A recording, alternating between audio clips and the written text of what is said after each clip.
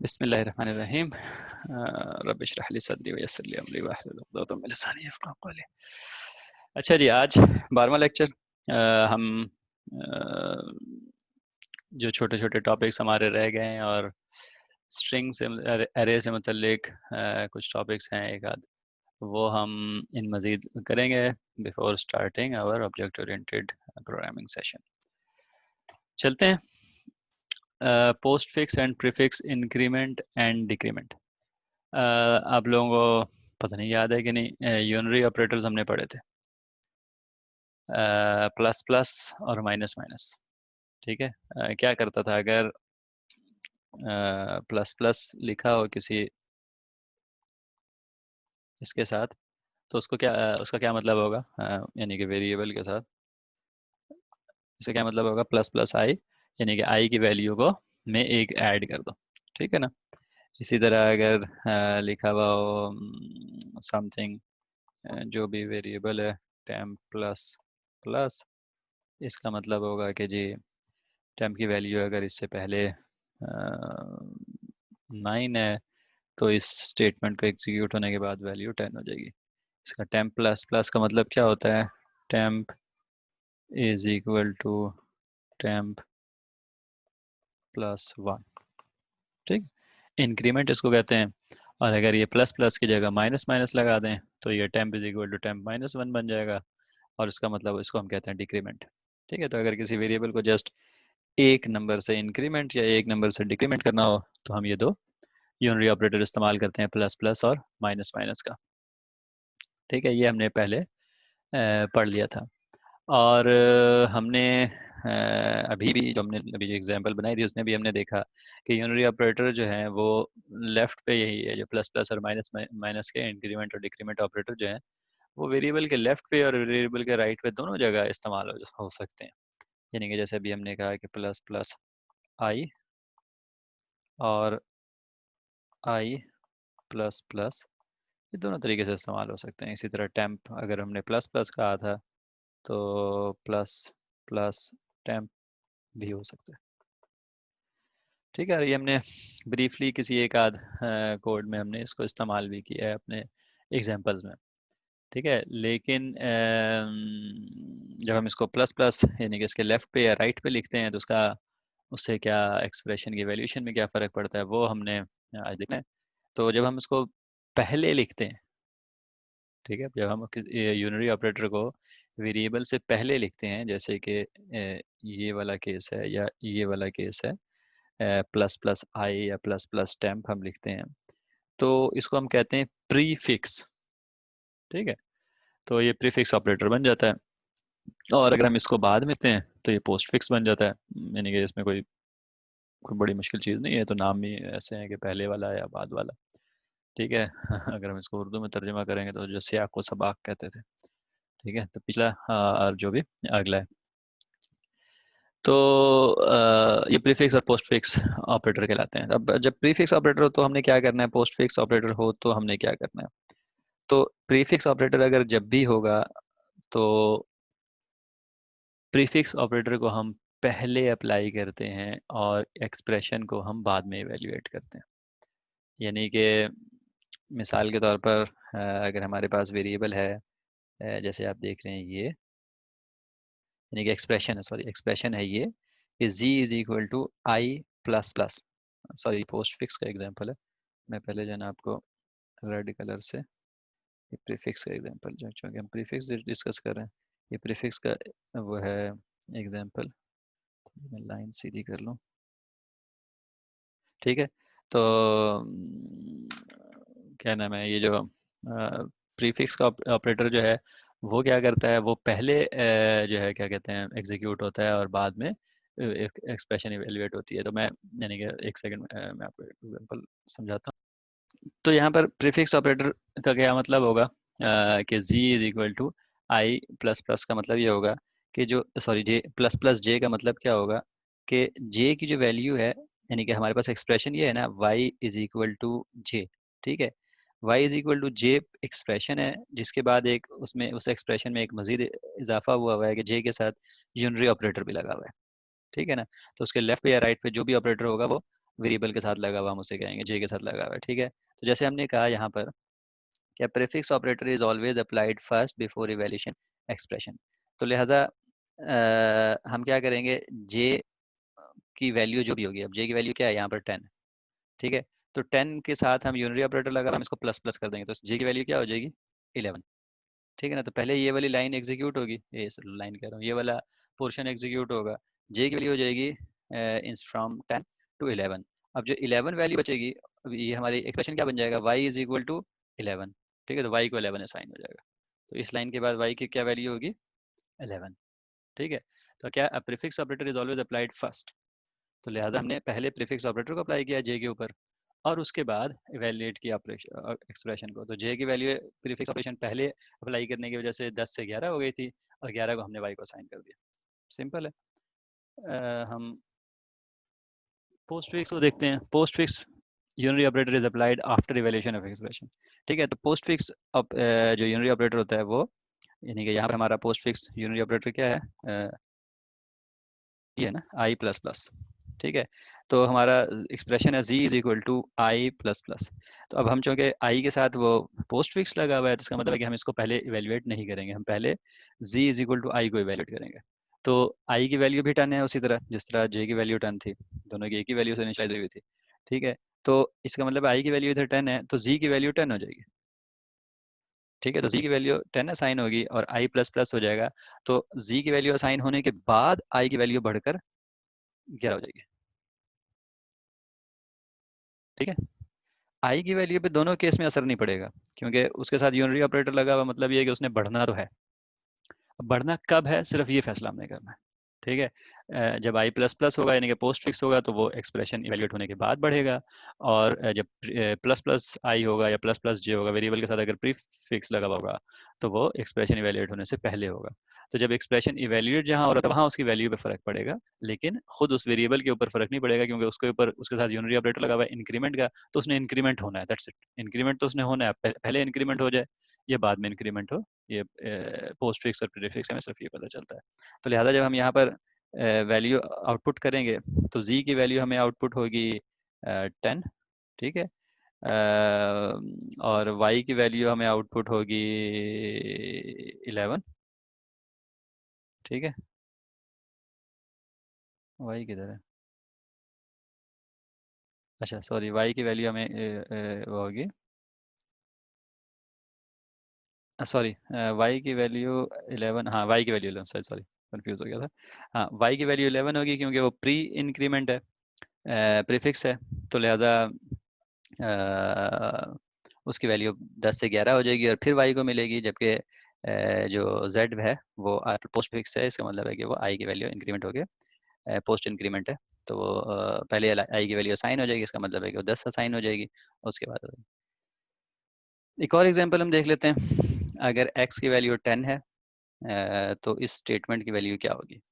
अब देखें ये थोड़ा सा गौर करने वाला एग्जांपल है, ठीक है। इसको देखें, ये क्या है हमारे पास एक लंबी सी स्ट्रिंग है, हमने क्या कहा था, इस स्ट्रिंग के बीच में अगर प्लस लगा हुआ हो तो वो कॉन्केटिनेट हो जाता है, मतलब एक स्ट्रिंग अगले स्ट्रिंग से ऐड हो जाती है। याद है हमने एक बार ये वाली एग्जांपल की थी कि हाय एक स्ट्रिंग में हो और दूसरी स्ट्रिंग में जावा हो और इन दोनों को हम कॉन्केटिनेट करें तो ये दोनों एक दूसरे से जुड़ के हाई जावा बन जाएंगे, ये हमने कहा था ना,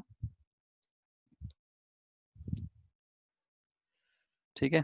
तो हम देखते हैं इस स्ट्रिंग की जो वैल्यू है, sorry system out dot println जो है वो क्या प्रिंट करता है। सबसे पहले अब चूंकि हर सारे इधर प्लस हैं, आप देखें तो आपको सारे प्लस नजर आएंगे ऑपरेटर, तो लिहाजा सारों की प्रायोरिटी एक जैसी है। जब सारों की प्रायोरिटी एक जैसी होती है तो लेफ्ट मोस्ट जो होता है वो सबसे पहले एग्जीक्यूट होता है। तो लेफ्ट मोस्ट क्या है, लेफ्ट मोस्ट हमारा ये पहला जो है क्या कहते हैं, ये ऑपरेटर जो है ये पहला है, ठीक है ना। ये पहला है तो इसके इर्द गिर्द क्या है, एक स्ट्रिंग है इधर इस तरफ और इस तरफ एक वेरिएबल है, तो लिहाजा पहले इस वेरिएबल की वैल्यू हमने कहा 10 है, ठीक है। और इस तरफ x इज इक्वल टू, ये तो हमारे पास स्ट्रिंग ही है, तो हमारे पास जो आउटपुट आएगा वो क्या आएगा, x इज इक्वल टू, और ये वाले x वेरिएबल की वैल्यू 10, ठीक है ना। x के वेरिएबल की वैल्यू इस स्ट्रिंग के साथ कॉन्केटिनेट होके ये आ जाएगा, ठीक है। अब ये स्ट्रिंग आ गई। अब इसके लेफ्ट पे अब ये अगला प्लस हम प्रोसेस कर रहे हैं, ठीक है। अगला प्लस जो है उसके लेफ्ट पे तो हमने ये प्रोसेस करके एक स्ट्रिंग निकाल ली जो कि ये नीचे लिखी हुई है हमारे, ठीक है ना, ये वाली स्ट्रिंग जो है, ठीक है। अ, अगली जो है वो पोस्ट डिक्रीमेंट यानी कि एरो और पोस्ट डिक्रीमेंट एक्स ये है, तो वो भी उसी तरह सिंपली कॉन्केटिनेट हो जाएगा। कैसे? एक एरो आ जाएगा जवाब में, उसमें लाइन के ऊपर पोस्ट, ये मेरा पोस्ट लिखा हुआ है, और ये डिक्रीमेंट, फर्ज कर लें आप ये डिक्रीमेंट लिखा हुआ है, ठीक है मेरी। तो ये एक्स पोस्ट डिक्रीमेंट इतना जो है ना, ये हमारा इतना हिस्सा प्रोसेस हो गया, और इसका रिजल्ट वो आया जो नीचे लिखा हुआ है, ठीक है, ये वाली चीज़, ठीक है। अगला क्या है भाई? अगला फिर ये प्लस का निशान है, तो इसका मतलब है कि फिर वही बात है, कॉन्केटिनेशन होगी। कॉन्केटिनेशन क्या होगी? उसके लेफ्ट वाली चीज़ से राइट वाली चीज़, राइट वाली चीज़ में क्या है? X minus minus. अब एक्स माइनस माइनस का मतलब क्या है कि जी एक्स की वैल्यू पहले असाइन हो जाएगी क्योंकि ये पोस्ट डिक्रीमेंट है, ठीक है ना। तो एक्स की वैल्यू पहले असाइन हो जाएगी इस सेंटेंस को। तो एक्स की वैल्यू अभी क्या है? 10 है, ठीक है ना। अभी तक तो कुछ नहीं हुआ था, एक्स की वैल्यू 10 है, तो यहाँ फिर एक्स जो है वो 10 आ जाएगा इसमें, ठीक है। तो इसका मतलब है यहाँ तक पोस्ट प्रोसेस हो गया, ये जो 10 होगा ये इस स्ट्रिंग के साथ जुड़ जाएगा, तो ये इधर 10 मैंने लिख दिया है, ठीक है, यहाँ तक प्रोसेस हो गया। अब उससे अगला जो है वो फिर एक प्लस का ऑपरेटर है, ये वाला, ठीक है। जब ये अगला प्लस का ऑपरेटर है तो उससे अगले वाली चीज़ जो भी है, ये वाली चीज़, वो भी कंकैटिनेट हो जाएगी, उसको भी कंकैटिनेट कर देते हैं। क्या? फिर एक एरो बन जाएगा, ठीक है। आगे लिखा होगा प्री, अच्छा एक्स की वैल्यू अब हमारे, सॉरी हमने ये नहीं कहा, ये इस प्लस से पहले ये एक्स माइनस माइनस था, तो एक्स की वैल्यू अब क्या हो गई इस जगह पर? 9 हो गई, क्योंकि 10 में से एक निकल गया, ठीक है। तो आगे जब हम इसको कॉन्केटिनेट करेंगे तो प्री डिक्रीमेंट एक्स, ठीक है।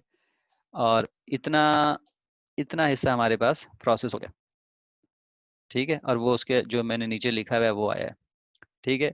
तो उसके बाद भी अगला क्या ऑपरेटर है? प्लस का ही है, तो हम फिर कॉन्केटिनेट कर देंगे, ठीक है। अब हम कॉन्केटिनेट करेंगे तो यहाँ पर हमारे पास वेरिएबल, हमारे पास की चीज़ क्या आ रही है? राइट साइड लेफ्ट पे तो हमारे पास ये स्ट्रिंग आ रही है जो हमने नीचे लिखा हुआ है, राइट साइड के ऊपर क्या आ रही है? राइट साइड के ऊपर आ रही है माइनस माइनस एक्स। अब प्री डिक्रीमेंट है ये, ठीक है। तो ये प्री डिक्रीमेंट है, इसका मतलब है कि पहले ये वैल्यू इसको असाइन होने से पहले एक्स की वैल्यू कम होगी। तो एक्स वैल्यू यहाँ पर क्या थी? हमने क्या कहा था कि एक्स की वैल्यू 9 हो चुकी है पिछले दफ़ा जब जब वो पोस्ट डिक्रीमेंट हुई थी, ठीक है। अगरचे वैल्यू उसने यहाँ पर दी 10 ही थी क्योंकि वो पोस्ट थी, उसने 10 ही असाइन की थी, और अब वो डिक्रीमेंट हो गया 9 हो गई थी। अब यहाँ पर हमने पहले इसको डिक्रीमेंट करना है, इसका मतलब ये वैल्यू 8 हो जाएगी। 8 होने के बाद ये वैल्यू हम इसको असाइन कर देंगे, तो लिहाजा यहाँ पर वैल्यू 8 आएगी। तो ये हमारा जो है क्या कहते हैं,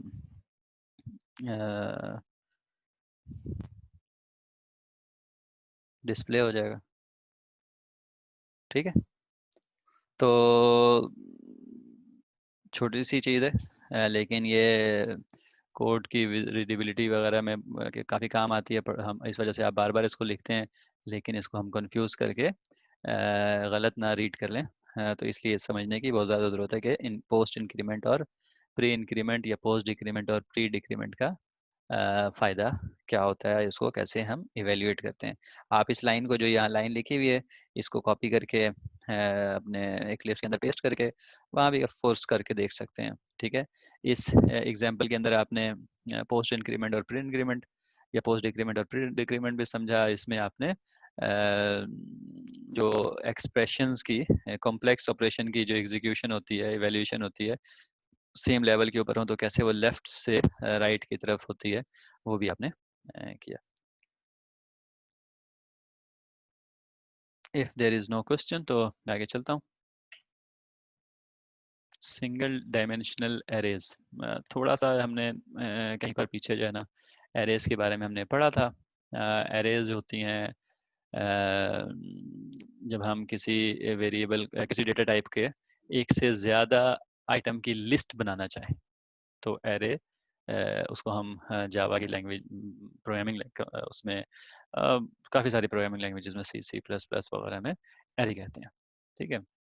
एरे का सिंपली मतलब क्या होता है? लिस्ट। सिंपली मतलब लिस्ट होता है, लेकिन स्पेसिफिकली इसका मतलब ये होता है कि किसी भी डेटा टाइप की का एक ग्रुप जो कि कॉन्जेक्टिव होंगे, एक के बाद एक होंगे, यानी कि वो ये नहीं है बिखरे हुए नहीं होंगे मेमोरी के अंदर, मेमोरी के अंदर वो बिखरे हुए नहीं होंगे, वो एक होंगे, एक साथ होंगे, ठीक है, और तरतीब से होंगे और एक ही टाइप के होंगे। क्या है? अरे is a simple list of data, यानी कि जो भी डेटा है हमारे प्रिमिटिव डेटा टाइप के भी, और हम अभी तक सिर्फ सारे प्रिमिटिव डेटा टाइप ही पढ़ रहे हैं, लेकिन ये non primitive user defined data types के भी हो सकते हैं, ठीक है। तो किसी भी डेटा के सिंपल लिस्ट होती है, और वो लिस्ट जो होती है वो सेम डेटा टाइप की होती है। ऐसा नहीं होगा कि उस लिस्ट के अंदर 4 इंटीजर हैं तो 3 बाइट हैं और 5 जो है ना वो डबल है। वो अगर एरे ऑफ इंटीजर है तो वो लिस्ट, उस लिस्ट के अंदर सारे इंटीजर होंगे। अगर वो एरे ऑफ बाइट है तो वो सारे बाइट्स होंगे। अगर वो एरे ऑफ डबल है तो फिर सारे डबल होंगे। और स्क्वायर ब्रैकेट्स हम इस्तेमाल करते हैं इसको वो करने के लिए, एक्सेस करने के लिए, और इंडिकेट करने के लिए भी। इंडिकेट का मतलब ये है कि जहाँ पर भी हम स्क्वायर ब्रैकेट देखते हैं वेरिएबल के साथ या टाइप के साथ, तो उसका मतलब होता है कि ये वेरिएबल जो है वो एरे वेरिएबल है, जैसे आप यहाँ पर इस एग्जाम्पल में देख सकते हैं, ठीक है। तो हमने करेक्टर के साथ जब ये स्क्वायर ब्रैकेट ओपन और क्लोज करके लगाया, तो इसका मतलब हो गया कि ये जो 4 एरे जो है बेसिकली ये एक लिस्ट ऑफ करेक्टर एरे है, ठीक है। यानी कि अब ये जो 4 एरे है, अगर हम इसको सिंपल यूँ लिखते हैं, CHAR, chair array for example, अगर हम इस तरह लिख देते तो ये तो सिर्फ एक करेक्टर की हम बात कर रहे हैं, सिर्फ एक करेक्टर होता। लेकिन अगर हम उसके साथ ये वाला स्क्वायर ब्रैकेट हमने इस्तेमाल कर लिया, तो इसका मतलब क्या होगा कि अब वो बहुत ही टाइम लेता है ये मिटने में, मैं इसको इससे मिटा देता हूँ, ठीक है। तो वो उसके करेक्टर एरे होगा। अब एरे होने का मतलब क्या होता है? एरे का मतलब सिंपल और सिंपल और सिंपल जो है ना, जब भी हम एरे डिफाइन करते हैं तो हमारा कंपाइलर मेमोरी के अंदर एक एड्रेस जो है ना वो डिफाइन कर देता है, ठीक है। मैं बार बार हर जगह इस्तेमाल करता हूँ ये, यानी कि जैसे हमने कहा था ना, जैसे हमने प्रिमिटिव डेटा टाइप वगैरह के बारे में हमने कहा था कि जी वो जो वेरिएबल जो डिफाइन होता है वो एक मेमोरी में एक एड्रेस को पॉइंट कर रहा होता है कि जी ये उसकी जगह है, ठीक है। और हर जगह मैंने अक्सर जगह एग्जाम्पल जब लिखा है तो बस एक बाइट के का ही लिखा है। नॉर्मली ये एक बाइट का नहीं होता है ये, यानी कि जो भी उसका एड्रेस साइज है उतना होता है, इसको आप इंटीजर समझ लें। तो बेसिकली 4 बाइट में होगा, सॉरी ये तो 3 हो गया,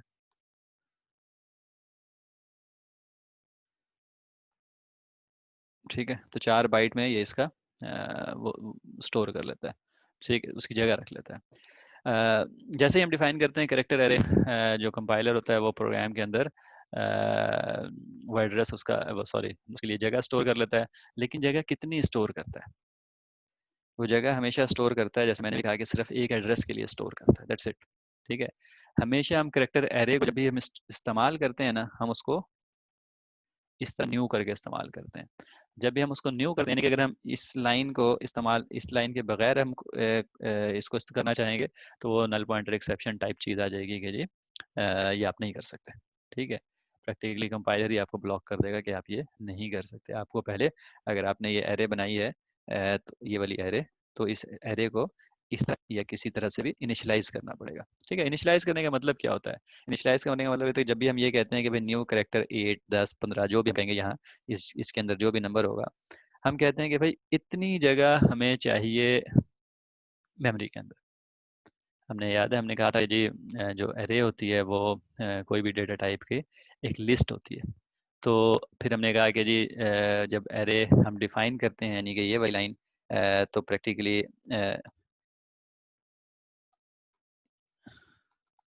पहले मैं मिटा लूँ ये वाली line.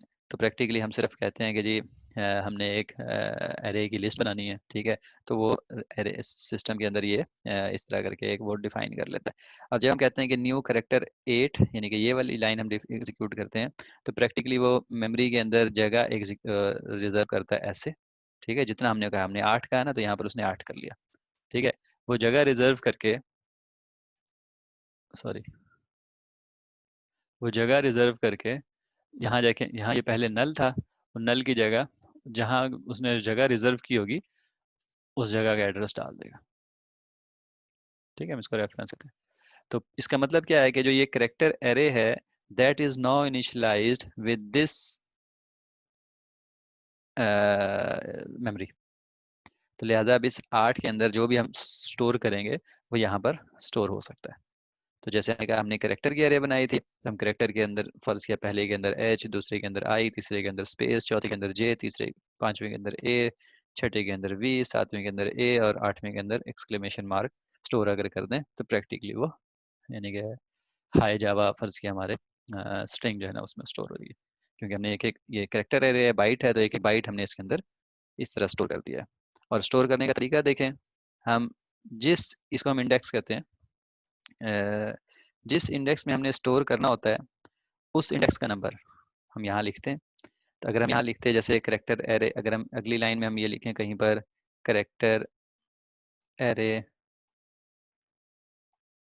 5 is equal to first के हम लिख देते हैं ए, कैपिटल ए, ठीक है। तो 5 कौन सा होगा, क्योंकि लाइन गिनती हमारी 0 से शुरू होती है, 0 1 2 3 4 5, यहाँ पर कैपिटल ए आ जाएगा, ठीक है। तो स्क्वायर ब्रैकेट को हम एक्सेस के लिए भी इस्तेमाल करते हैं कि स्क्वायर स्क्वायर ब्रैकेट के अंदर जो भी हम इंडेक्स नंबर लिखेंगे वो उधर यानी कि उसको उधर पॉइंट कर लेगा, ठीक है। तो हमारी जो एरे है वो एक मेमोरी के अंदर एक रेफरेंस के तौर पर होता है। जैसे ये रेफरेंस है हमारा, ठीक है। और जब हम उसको इनिशलाइज करते हैं तो मेमोरी में उतनी जगह, इनिशलाइज हम किसी भी साइज के लिहाज से कर लेते हैं, हमारे प्रोग्राम के में हमें जितनी ज़रूरत है, मिसाल के तौर पर है जावा स्ट्रिंग के लिए हमें 8 बाइट्स की ज़रूरत थी, तो हमने 8 बाइट से इनिशलाइज कर लिया, तो उसने प्रोग्राम के अंदर मेमोरी के अंदर 8 बाइट रिजर्व कर लिए, और जहाँ पर 8 बाइट रिजर्व की है वहाँ का जो स्टार्टिंग एड्रेस है, ठीक है, वो हमारे यहाँ पर स्टोर कर दिया ताकि हम उसको एक्सेस कर सकें।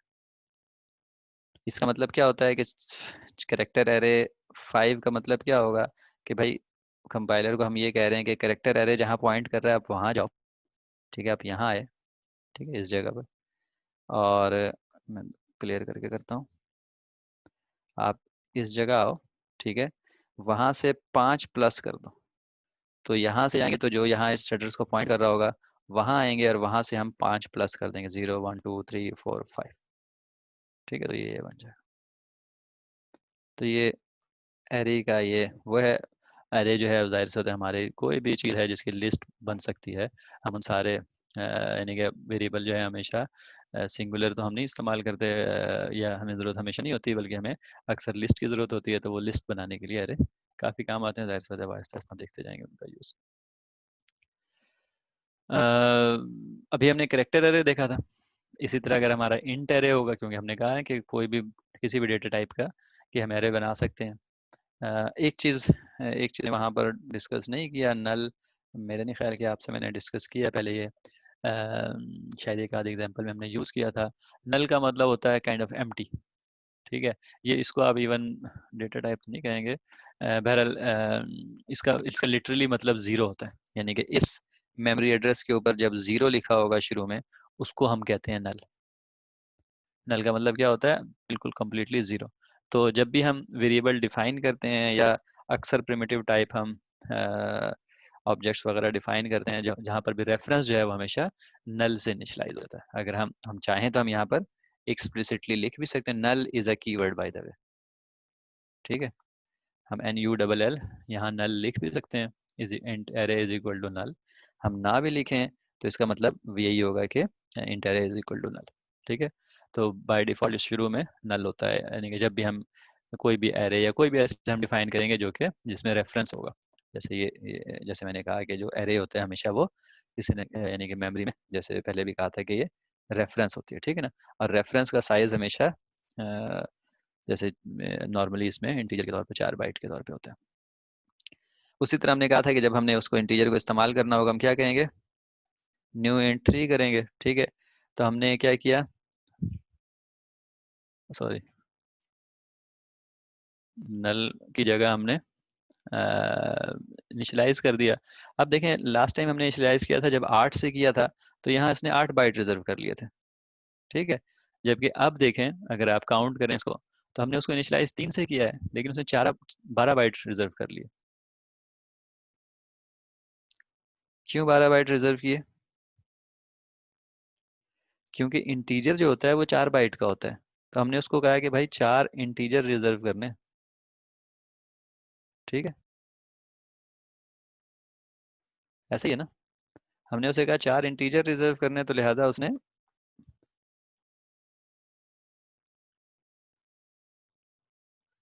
4 इंटीजर रिजर्व कर लिए।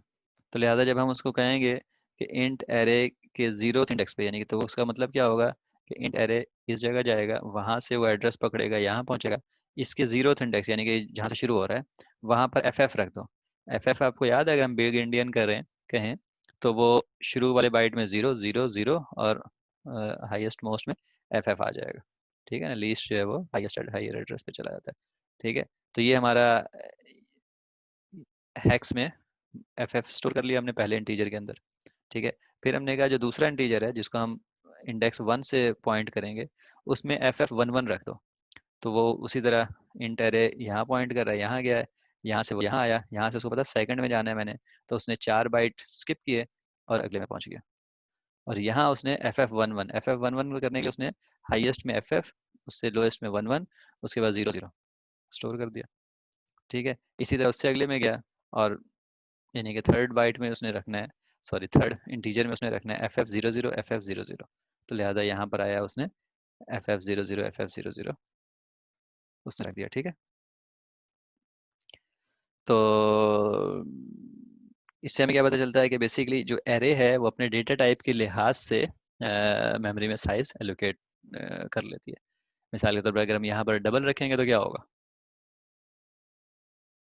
इंटीजर की वैल्यू 4 बाइट की होती है, डबल की 8 की होती है, तो ये यानी कि हम जितना भी यहाँ पर नंबर रखेंगे उतने 8 बाइट के टपलेट जो हैं वो क्या कहते हैं रिजर्व हो जाएंगे।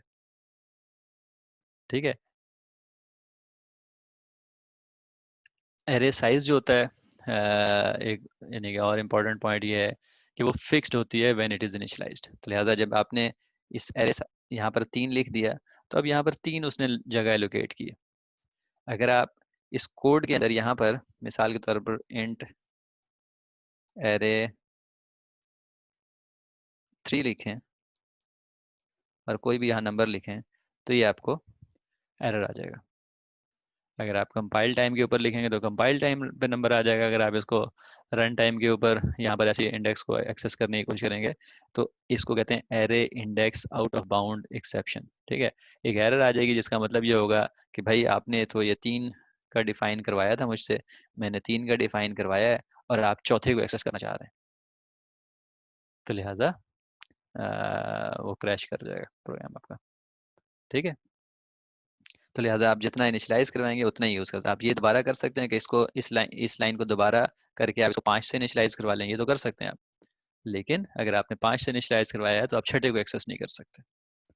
या ये जो इंडेक्स हैं वो देख रहे हैं आप ना, पॉजिटिव नंबर्स हैं सारे, 0 1 2 3। अगर आप इसमें माइनस रखेंगे तो वो भी बेसिकली आप कह रहे हैं कि भाई इस एड्रेस पे जाओ यहाँ, और वहां से अगर आप -1 या माइनस कुछ भी नंबर कह रहे हैं तो आप कह रहे हैं उससे पीछे की चीज को एक्सेस करो, तो वो भी index out of bound exception आ जाएगा कि भाई इंडेक्स जो है उसका यहाँ एरे जो है वो ये है, अगर आप इससे पीछे वाला एक्सेस करना चाहोगे तो वो भी एरर होगा, तो वो भी नहीं हो सकता।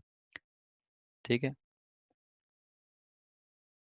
Default value of array is same as of its data type. तो डिफॉल्ट वैल्यू इंटीजर की क्या होती है, अगर हम ये वाली वैल्यूज ना असाइन करें, ये वाली वैल्यूज हम ना असाइन करें, तो इंटीजर की वैल्यू क्या होती है, इंटीजर के अंदर 0 0 0 0 0 0 0 होता है।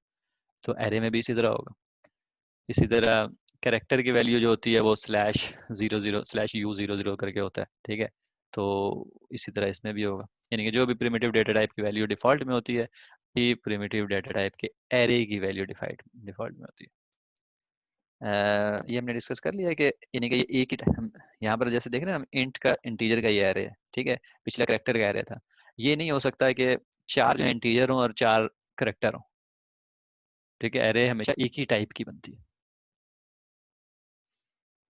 और array is access through its index. जैसे मैंने आपको कहा अभी दिखाया भी है कि यहाँ पर ये जो इंडेक्स है, इस इंडेक्स के की मदद से आप एरे को एक्सेस करते हैं। एरे को एक्सेस करने का मतलब क्या है, हम यहाँ पर क्या कह रहे हैं कि एरे की थर्ड आइटम के अंदर यानी कि सेकंड इंडेक्स के अंदर ये वैल्यू स्टोर कर दो। इसका मतलब है कि हम उसको एक्सेस कर रहे हैं टू स्टोर सम वैल्यू, तो वो हमेशा किस चीज़ से होती है, वो इस इंडेक्स से होती है।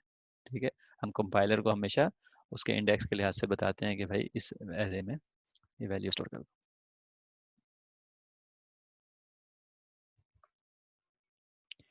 हमने कहा ये कि जी एरे को हम डिफाइन ऐसे कर सकते हैं और फिर उसके बाद इनिशियलाइज ऐसे कर सकते हैं। अच्छा, ये दोनों एक ही लाइन में भी हो सकती हैं, यानी कि int array is equal to new, यहीं यहाँ पर भी हम लिख सकते हैं।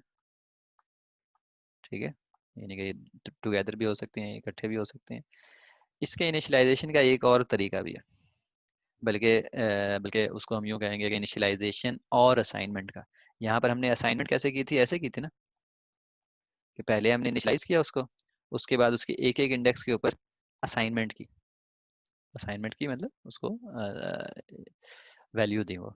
ठीक है, तो उसका एक दूसरा तरीका इनिशियलाइज करने का, यानी कि ये एक स्पेशल, क्योंकि इस तरह इस्तेमाल काफ़ी होता है तो इसलिए ये एक स्पेशल तरीका दिया हुआ है कि आप इसको न्यू भी कर लो और इनिशियलाइज भी कर लो। वो ये है कि जी करली ब्रैकेट के अंदर जो भी वैल्यूज हैं आप उनको कॉमा सेपरेटेड लिस्ट की फॉर्म में दे दें। ठीक है, तो अगर ऐसा करेंगे तो ये एरे जो है बिल्कुल ये ऊपर वाली जो ये कोड है और ये वाला कोड जो है ये एग्जैक्टली सेम है। इसका रिजल्ट जो है वो एग्जैक्टली सेम है। वो उसी तरह 3 इंटीजर की वैल्यू वो करके स्टोर रिजर्व करके उसमें ये वाली वैल्यू एग्जैक्टली उसी तरह स्टोर कर देगा। लेकिन इस वैल्यू इसको आप कहीं और किसी और तरह से नहीं, बस ऐसे ही इस्तेमाल हो सकता है। जिस वक्त डिफाइन कर रहे हैं उसी वक्त तक आपने वैल्यू को असाइन करना है तो ऐसे कर सकते हैं। आप ऐसे नहीं कर सकते कि जी पहले इसको डिफाइन कर दें, जैसे यहाँ पर एक सेकंड में इसको मिटा दूं। जैसे यहाँ पर डिफाइन हुआ है हम ऐसे डिफाइन करें और उसके बाद हम अगली लाइन में ये वाली वैल्यू असाइन कर दें, ये नहीं कर सकते।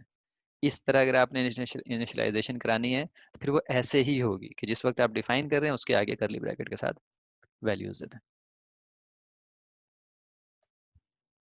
ठीक है, तो ये हमारा यानी कि एरेज की मोस्ट मोर और लेस जो है एक्सेस करना, उसको डिफाइन करना, इस्तेमाल करना।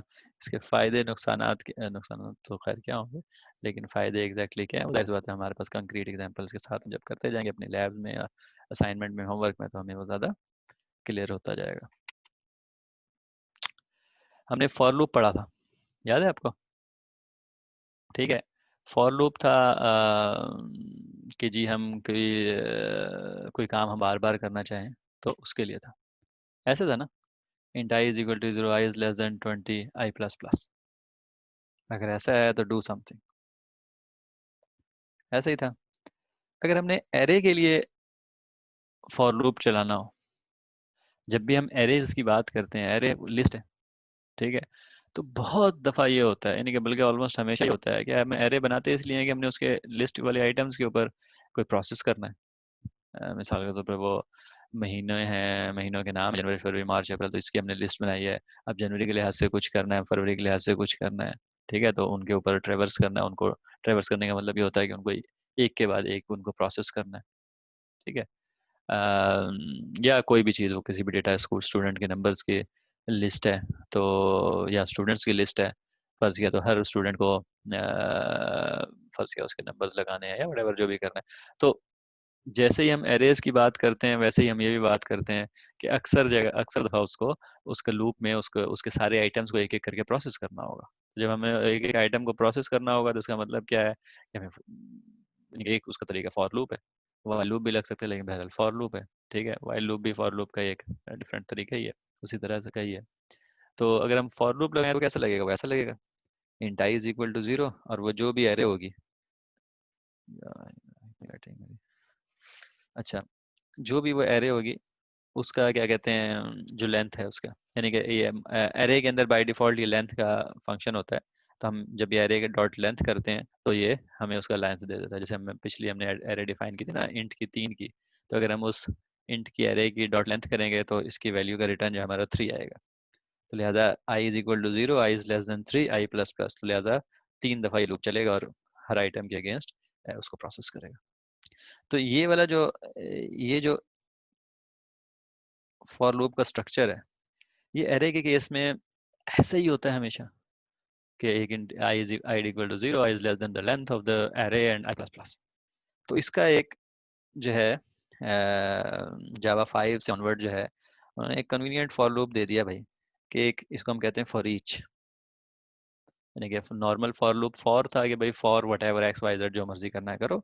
ये है फॉर ईच, यानी कि कोई लिस्ट है तो उसके ईच आइटम के ऊपर अगर आपने कोई काम करना है तो आप फॉर ईच इस्तेमाल कर सकते हैं। फॉर ईच में फॉर ईच लिखते नहीं है आप, लिखते उसी तरह ही है फॉर, ठीक है। लेकिन उसके बाद जो भी टाइप है, इंट हमने एरे डिफाइन किया ना, तो ये इंट का वेरिएबल आप डिफाइन करेंगे, ठीक है। और वो जो इंट का एरे है बीच में कॉलन, तो जब भी हम ये लिखेंगे कंपाइलर को पता लग जाएगा भाई कि ये जो है ना उस एरे के ऊपर एक एक आइटम जीरो से शुरू होकर टक टक टक टक टक टक टक एंड तक उसको ट्रेवर्स करना चाहते हैं। ट्रेवर्स करने का मतलब विजिट करना चाहते हैं एक एक को, और फिर उसके अंदर यानी कि आप उसके ऊपर कोई भी एक्शन परफॉर्म करते हैं, करना चाहते हैं, ठीक है। कैसे होगा? For int i colon my array do something my array colon i, ठीक है। यानी कि हम ये जो लाइन हमने ये छोटी सी चीज लिखी है, ये एग्जैक्टली सेम थिंग है इससे, ठीक है। वहाँ कितना बड़ा सा था, यहाँ सिंपल सा था। तो ये कुछ यानी कि टेक्निकली जो है ये ऐड अप नहीं करता, लेकिन विजुअली और मैनेजमेंट के लिहाज से, रीडेबिलिटी के लिहाज से काफ़ी सिंप्लीफाई कर देता है लूप को, ठीक है। ये एग्जांपल याद है? ये एग्जांपल हमने की थी, टेबल्स प्रिंट किए थे, ठीक है। हमने लिखा था टेबल्स का फंक्शन हमने कॉल किया था, हमने कहा था भाई 3 का टेबल प्रिंट कर दो, फिर हमने 9 का किया, फिर हमने 15 का किया।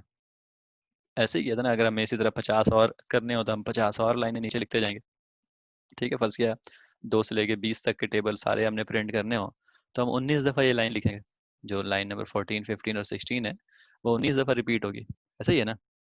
लेकिन अगर हम फॉर ईच इस्तेमाल करेंगे तो कितना सिंपल हो जाएगा, कम से कम देखने में कितना सिंपल हो जाएगा।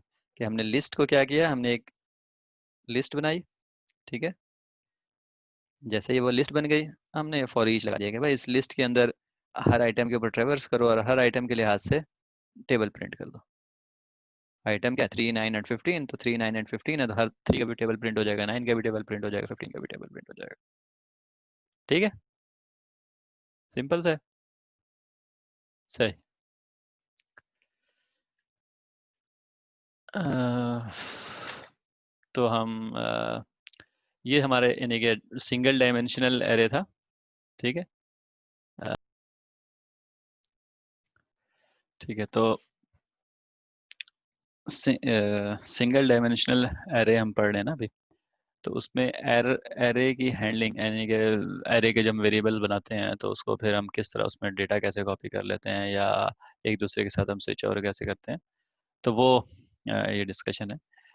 अ, हमने पहले जो है प्रिमिटिव डेटा टाइप्स, यानी कि जो normal integer, character, double, float, उनके डेटा टाइप्स को के वेरिएबल हमने बहुत दफ़ा बनाए हैं, उनको एक दूसरे के साथ असाइन किया है। ये वो काफ़ी सारे हम अपने होमवर्क में, असाइनमेंट में ये सब करते चले आ रहे हैं, हमें पता है कि वो कैसे होता है।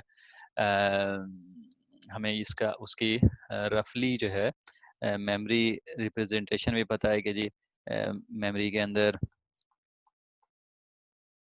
किसी एक एड्रेस में अगर हमारा कोई एक वेरिएबल हो ए, वो पॉइंट होता है और क्या कहते हैं उसके अंदर, यहाँ पर उसकी वैल्यू होती है, फर्ज किया उसकी इंटीजर है, उसकी वैल्यू 2 है। अगर उसको हम ए इज इक्वल टू 5 कर दें तो इसकी वैल्यू यहाँ मिट के 5 हो जाती है।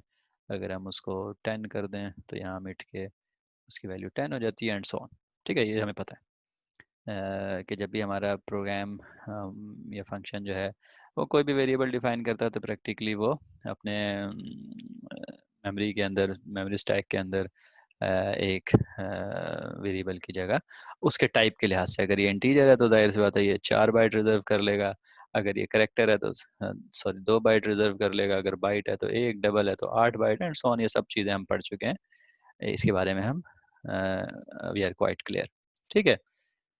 लेकिन हमने ये पढ़ा था पिछली दफ़ा कि जो एरे है वो उसका उसकी हैंडलिंग थोड़ी सी डिफरेंट होती है। उसकी हैंडलिंग डिफरेंट क्या होती है कि जब हम एक एरे को डिफाइन करते हैं तो जिस तरह वेरिएबल डिफाइन होता है वो उसी तरह डिफाइन होता है, ठीक है। और डिफाइन होने के बाद वो, यानी कि वो जो जगह जो डिफाइन होती है वो उसके एक रेफरेंस के लिए होती है। वो रेफरेंस किस चीज़ का होता है?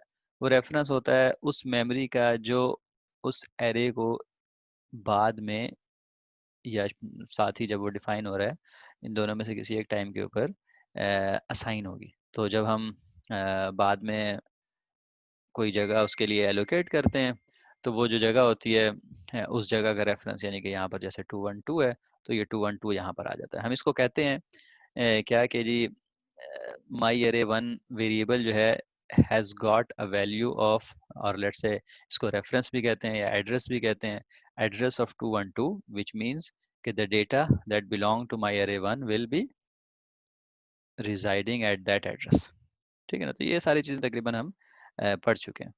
तो जब ये ऐसा होता है तो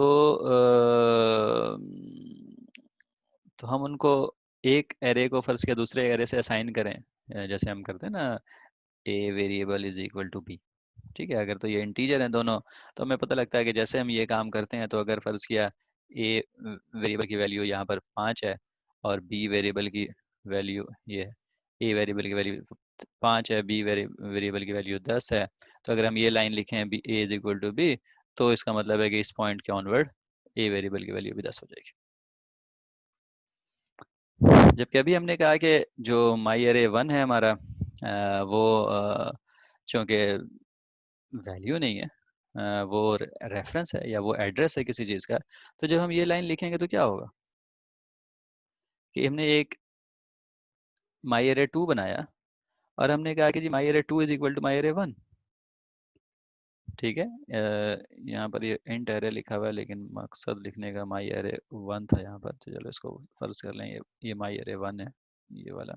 ठीक है, तो माई एरे वन अगर ये है, ठीक है ना, ये माई एरे वन जो है 212 को पॉइंट कर रहा है, तो जब हम ये लाइन लिखेंगे my array two is equal to my array one, क्या होगा?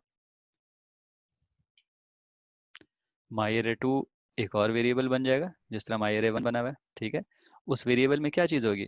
हमने कहा कि जब भी हम एरे कहते हैं, हमने कहा माई एरे टू जो है वो एक एरे है। ठीक है, हमने कहा कि अगर हम एरे कहते हैं तो इसका मतलब है कि वहाँ एड्रेस स्टोर होगा। ठीक है, एड्रेस भी, यानी कि यूँ कह लेंगे हमारी एक और टाइप, हमें इंटीजर कैरेक्टर वगैरह की तरह हमारा एड्रेस टाइप आ जाएगा। इस एड्रेस में क्या आएगा?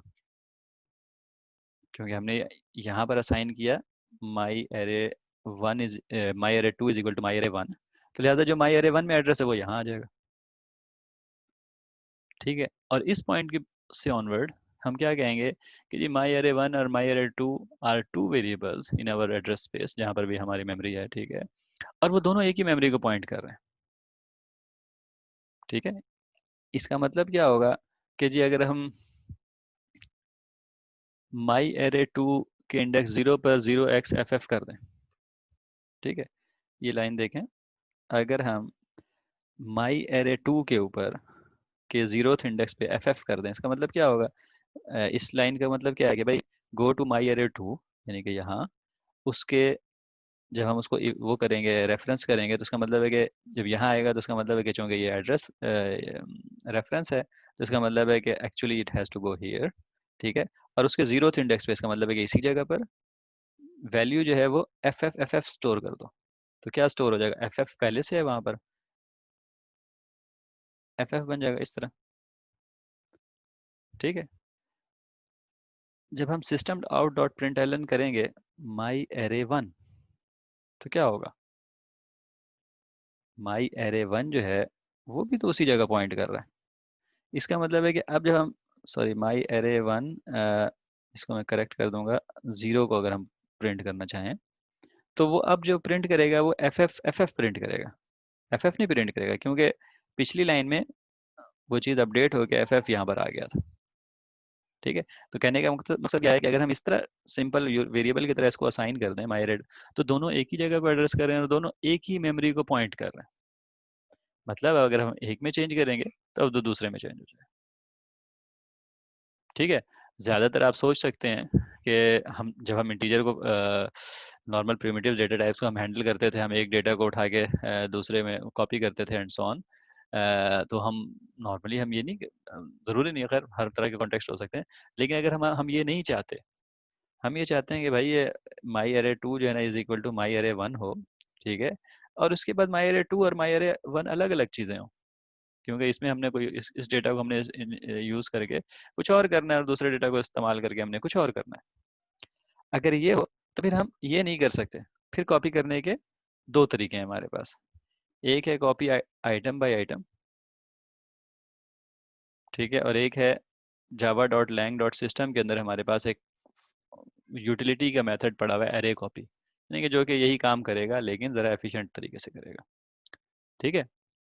मकसद क्या है, हमने कहा कि अगर तो हमने ये नहीं करना कि जी हम एक ही मेमोरी को दोनों से हम पॉइंट करवाएं, बल्कि हमने यूं करना है कि हम सेपरेट, क्या कहते हैं उसे, करवाएं सेपरेट जगह पर। तो फिर हम क्या करेंगे, हम उसको या तो कॉपी आइटम बाय आइटम करेंगे या एरे कॉपी का मेथड यूज़ करेंगे जो कि आइटम बाय आइटम ही करता है। ठीक है। ठीक है। तो अगर हमने आइटम बाय आइटम कॉपी करना तो फिर वो कैसे होगा। हम्म, सबसे पहले तो यानी कि सबसे इम्पोर्टेंट चीज़ जो है, जो सबसे पहले हमने करना होगा वो ये करना होगा कि भाई जो एरे टू है उसको भी इनिशियलाइज करवाओ। ठीक है ना, क्योंकि अगर हम सिर्फ एरे डिफाइन करते हैं इस तरह तो वो ये वाली लाइन के ऊपर ये कहीं पर भी पॉइंट नहीं कर रहा। जब हम उसको कहते हैं my array two is equal to my array one, तो इसका मतलब है कि माई एरे टू जो है वो भी उसी जगह पॉइंट करने लगा। तो अब अगर वो उसी जगह पॉइंट कर रहा है फिर तो वो सेम मेमोरी को इस्तेमाल कर रहा है। लेकिन अगर हम ये नहीं चाहते तो हमें क्या करना पड़ेगा, हमें माई एरे टू को भी इनिशियलाइज करना पड़ेगा। इनिशियलाइज करने के लिए हमने कहा था कि दो तरीके हैं, कि अगर तो पहले ही वो डिफाइन हो चुका है फिर तो न्यू के अलावा कोई ऑप्शन नहीं है, वरना फिर इस तरह डिफाइन और इनिशियलाइज इकट्ठे कर सकते हैं। ठीक है। तो बहरहाल कॉमनली हम ये वाला यूज़ करेंगे, न्यू वाला। तो न्यू का मतलब क्या है कि मेमोरी में किसी और जगह जितने इसको चाहिए, यानी कि हमने कहा ना कि, सॉरी ये गलत है, यहाँ माई अरे वन होना चाहिए। दो गलतियां हैं ना, एक पहली गलती कौन सी थी, हाँ वो मैं इसको स्लाइड में करेक्ट कर दूंगा अपलोड करने से पहले। तो माई अरे वन की जितनी लेंथ है उतनी नई जगह माई अरे टू के लिए इनिशलाइज हो जाए। तो अब ये वाला माई अरे टू जो होगा ये बेसिकली इधर पॉइंट करने की जगह इधर पॉइंट करेगा। ठीक है। पर इसका एड्रेस है लेट्स से ये 512 513 करके है, तो इंस्टेड ऑफ 212 ये 512 बन जाएगा। तो लिहाजा सॉरी ये वाला इधर पॉइंट करेगा। ठीक है। और ये एक नई जगह है, मेमोरी में नई जगह है। ठीक है। तो उसके बाद हमने इसको, अब एक तरीका है क्योंकि हमने इसको असाइन करना है इससे, तो हम ये वाले जो जितना भी डेटा है, ठीक है, हम उसको यहाँ कॉपी कर दें। ठीक है, मैं थोड़ा कलर चेंज करूँ ताकि आपको, यहाँ पर हम इसको कॉपी कर लें। ठीक है। वो कैसे कॉपी करेंगे, हमें लूप लगाना पड़ेगा। माई अरे वन के ऊपर हम लूप लगाएं और उसके हर आइटम को उठा के इसके हर आइटम पे कॉपी पे कर दें। यानी कि पहले आइटम के ऊपर एफ एफ 0000 है, तो यहाँ पर एफ एफ 0000 आ जाएगा। दूसरे आइटम पर एफ एफ 1100 है, दूसरे आइटम पर एफ एफ 1100 आ जाएगा, एंड सो ऑन। ठीक है। मतलब हम एक्सप्लिसिटली जगह उसकी रिक्वेस्ट करेंगे, उसके बाद हम उस जगह पर पुराने डेटा को नई जगह पर कॉपी कर देंगे। तो इसका मतलब है कि अब इसके बाद क्या होगा, ये वाली जगह अलग होगी, ये वाली जगह अलग होगी। ये माई अरे वन की जगह है, ये माई अरे टू की जगह है।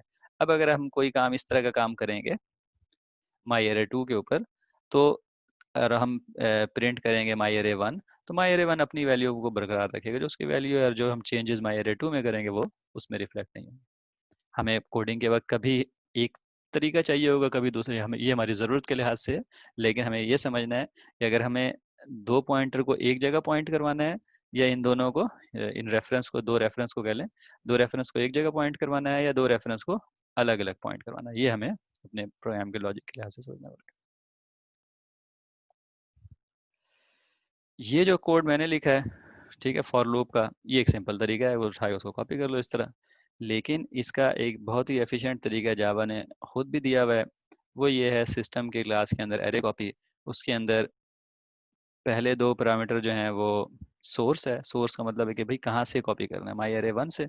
अच्छा, इससे भी पहले, यानी कि इन दोनों काम से पहले ये वाला जो सिस्टम डॉट अरे कॉपी है वो इस फॉर लूप का नेमुल बदल है। तो लिहाजा इससे पहले ये वाले काम हो जाना चाहिए, जगह उसके लिए एलोकेट हो जानी चाहिए। तो जब उसके लिए जगह एलोकेटेड हो, तो ये फॉर लूप की जगह हम ये एरे कॉपी इस्तेमाल कर सकते हैं, और वो यानी कि बहरहाल ज़्यादा एफिशिएंट है, लेकिन बहरहाल उसमें पहले पैरामीटर क्या है कि भाई किससे कॉपी करना है, माई एरे वन से। दूसरा पैरामीटर क्या है, कहाँ से कॉपी करना है, उसके जीरोथ इंडेक्स से, यानी कि उसके स्टार्ट से। ठीक है। फिर तीसरा पैरामीटर है कि भाई कहाँ कॉपी करना है, माई एरे टू में कॉपी कर दो। उसके कहाँ से शुरू करना है, उसके जीरो पे, उसके जीरो से शुरू कर दो, यानी कि इसका मतलब है कि हम चाहें तो उसके आगे से भी शुरू कर सकते हैं। और जो पहली सोर्स है माई एरे वन, उसका कितना पोर्शन करना है। तो फर्ज किया 3 मैंने लिखा है कि जी टोटल 3 नंबर है, तो तीनों कर दो। ये मेरे ख्याल में ऑप्शनल होगा, नहीं भी लिखेंगे तो वो पूरा कर देगा, और अगर लिखेंगे तो वो 3 कर देगा। आई एम नॉट श्योर एग्जैक्टली, लेकिन अगर अगर ऑप्शनल नहीं है तो आप इसको एग्जैक्टली बता देंगे। ठीक है। 3, लेकिन हम चाहें तो इसका मतलब है कि फर्ज किया ये 30 की एरे है, हम इसमें से सिर्फ 10 कॉपी करना चाहते हैं, तो बहरहाल बड़ा सिंपल सा मेथड है, ये आप देखेंगे तो आपको क्लियर हो जाएगा। तो हमें यानी कि क्या पता लगा यहाँ पर कि जी जब हम एरेज को प्रोसेस कर रहे होते हैं, तो एक एरे को जब हम क्योंकि हमने कहा कि एरे जो है वो मेमोरी में सिर्फ एक रेफरेंस है। रेफरेंस है का मतलब क्या है कि जब वो हम डिफाइन करते हैं तो that is nothing but an address, यानी कि a place for an address. तो वो होता खाली है, जैसे हमने यहाँ पर देखा था। जब हम पहली दफ़ा डिफाइन करते हैं तो यहाँ पर कुछ भी नहीं होता, यहाँ पर जीरो या नल होता है। फिर हम उसको इनिशियलाइज करते हैं। इनिशियलाइज का मतलब होता है कि हम उस कंप्यूटर से रिक्वेस्ट, जावा से रिक्वेस्ट करते हैं कि भाई हमारे एरे को कुछ जगह चाहिए, मिसाल के तौर पर 3 इंटीजर के लिए जगह चाहिए, मिसाल के तौर पर 300 स्ट्रिंग्स के लिए जगह चाहिए, और एक्स वाई जेड जो भी हमें चाहिए। हम उससे रिक्वेस्ट करते हैं कि भाई हमें इतनी जगह दे दो, तो वो हमें किसी दूसरी जगह पर नॉर्मली वो जगह देता है। ये जगह जो है हीप कहलाती है। अभी हम फौरन इसके बाद उसके मतलब भी पढ़ेंगे। जहाँ पर वो जगह देता है हमें, इसको हम रन टाइम मेमोरी कहते हैं, हीप कहते हैं। ठीक है, HEAP, हीप। ठीक है। तो ये जो रन टाइम मेमोरी है, ये वो कहीं पर हमें दे देता है। जहाँ पर वो हमें देता है, हम वहाँ पर उसका यानी कि उसकी वैल्यूज़ को फिर उसके बाद उसमें स्टोर होती है। ठीक है। और जब हम किसी दो एरे को एक दूसरे के साथ वो करते हैं, असाइनमेंट ऑपरेटर इस्तेमाल करते हैं या कोई इस तरह के काम करते हैं, तो नॉर्मली अगर हम मेंशन नहीं करेंगे उसकी वैल्यू को, हम जब तक उसको यानी कि एक्सेस ऑपरेटर, क्या कहते हैं उसे, सबस्क्रिप्ट ऑपरेटर जो होते हैं, स्क्वायर ब्रैकेट वगैरह, वो नहीं इस्तेमाल करेंगे, तो इसका मतलब होगा कि हम उसके एड्रेसेस के ऊपर परफॉर्म कर रहे हैं ऑपरेशन। तो लिहाजा अगर हम एक एरे को दूसरे एरे से असाइन करेंगे तो प्रैक्टिकली हम उस एरे का एड्रेस चेंज कर रहे होंगे। मतलब ये कि भाई तू इधर की जगह उधर पॉइंट कर रहा हो। ठीक है।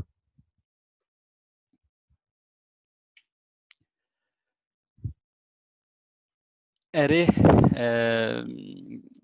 को जब हम मेथड्स में पास करते हैं पैरामीटर के तौर पर, तो फिर क्या होता है। अब हमने हमने ये पढ़ा हुआ है, आपको याद होगा कि जावा में जब भी हम मेथड पैरामीटर पास करते हैं तो पास्ड बाय वैल्यू होता है। जो उसकी वैल्यू होती है वो पास हो जाती है। ठीक है, हम प्रिमिटिव्स की बात कर रहे हैं। तो अगर हम इंटीजर एक वेरिएबल हो और उसको हम दूसरे के आगे पास करें, तो वो उसकी वैल्यू वहाँ पर दूसरे यानी कि दूसरे फंक्शन में चली जाती है, और वो उस वैल्यू का इस्तेमाल करता है, और उसके बाद जो भी उसने करना हो वो करता है। ठीक है। जबकि अभी अभी हमने फ़ौरन पहले ये बात पढ़ी है कि जी एरे वेरिएबल जो होता है वो एक्चुअली एक एड्रेस ऑफ अ लोकेशन होता है। ठीक है, हमने कहा कि वो एक रेफरेंस होता है।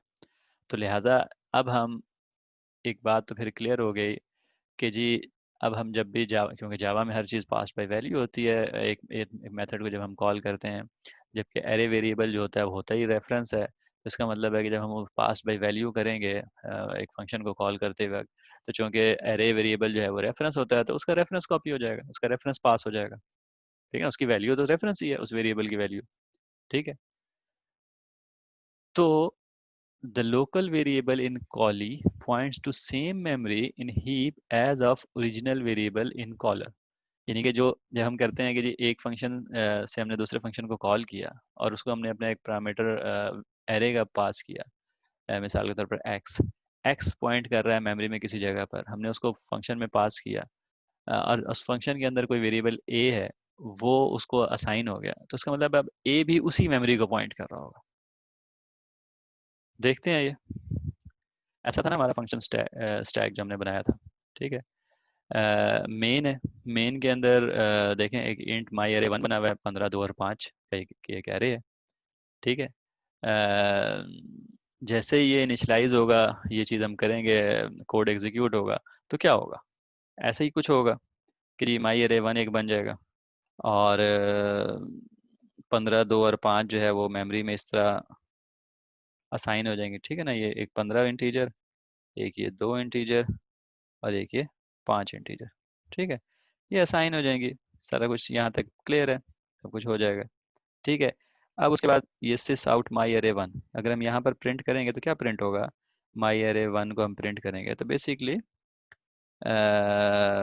इसी तरतीब से प्रिंट हो जाएगा ना, 15, 2 और 5। बहुत आला राइटिंग, मैं इसको मिटा देता हूँ और मैं आज अच्छे तरीके से लिखने की कोशिश करता हूँ। 15, 2, 5। असल में मुझे समझ में आया है कि अगर मैं हाथ को सही से रख कर लिखूँ तो फिर मैं लिख सकता हूँ, लेकिन मैं जो है कि ऊपर से लिखता हूँ टच ना करने की वजह से, तो फिर वो उतना अच्छा नहीं लगता। खैर 15, 2, 5 प्रिंट हो जाएगा। फिर उसके बाद हमने एक फंक्शन कॉल कर लिया, सॉर्ट माई एरो वन। जैसे ही हमने फंक्शन कॉल किया तो ये वाला ऊपर वाला हिस्सा लोड हो जाएगा, ठीक है। अब ये सॉर्ट का फंक्शन है भाई, ठीक है। तो जब सॉर्ट का फंक्शन कॉल हो जाएगा, उसके अंदर एक्स वेरिएबल है जिसको, यानी कि बेसिकली जो उसका वो है आर्गुमेंट लेता है, ठीक है। तो माई अरे वन जब हमने उसके पास किया, वो एक्स में आ जाएगा। तो एक्स की वैल्यू यहाँ पर क्या होगी? जो 212 यहाँ है वही, क्यों हमने कहा कि हमेशा पास बाई वैल्यू होता है। तो यहाँ पर माई अरे वन की वैल्यू क्या थी? 212, 212 वैल्यू थी ना, ये वाली। तो जो पास हुई वही पास हो जाएगी आगे, ठीक है। तो एक्स जो है हमारा 212 होगा, ठीक है। और उसका मतलब क्या है कि वो भी उधर ही पॉइंट करेगा, ऐसे ही है ना, ठीक है। 212, तो एक्स भी हमारा उधर ही पॉइंट करेगा। अब अंदर हम कोड के अंदर जो मर्जी करें एक्स के ऊपर साथ, ठीक है। हम फर्ज कर लो उसको सॉर्ट कर देते हैं, एक्स को हम यहाँ पर हम एक्स को सॉर्ट कर देते हैं, ठीक है, क्योंकि सॉर्टिंग का फंक्शन है। तो जब एक्स को सॉर्ट करेंगे तो ये वापस आएगा, ठीक है। फिर दोबारा यहाँ पर सिस आउट है, प्रिंट करेगा, तो क्या प्रिंट होगा?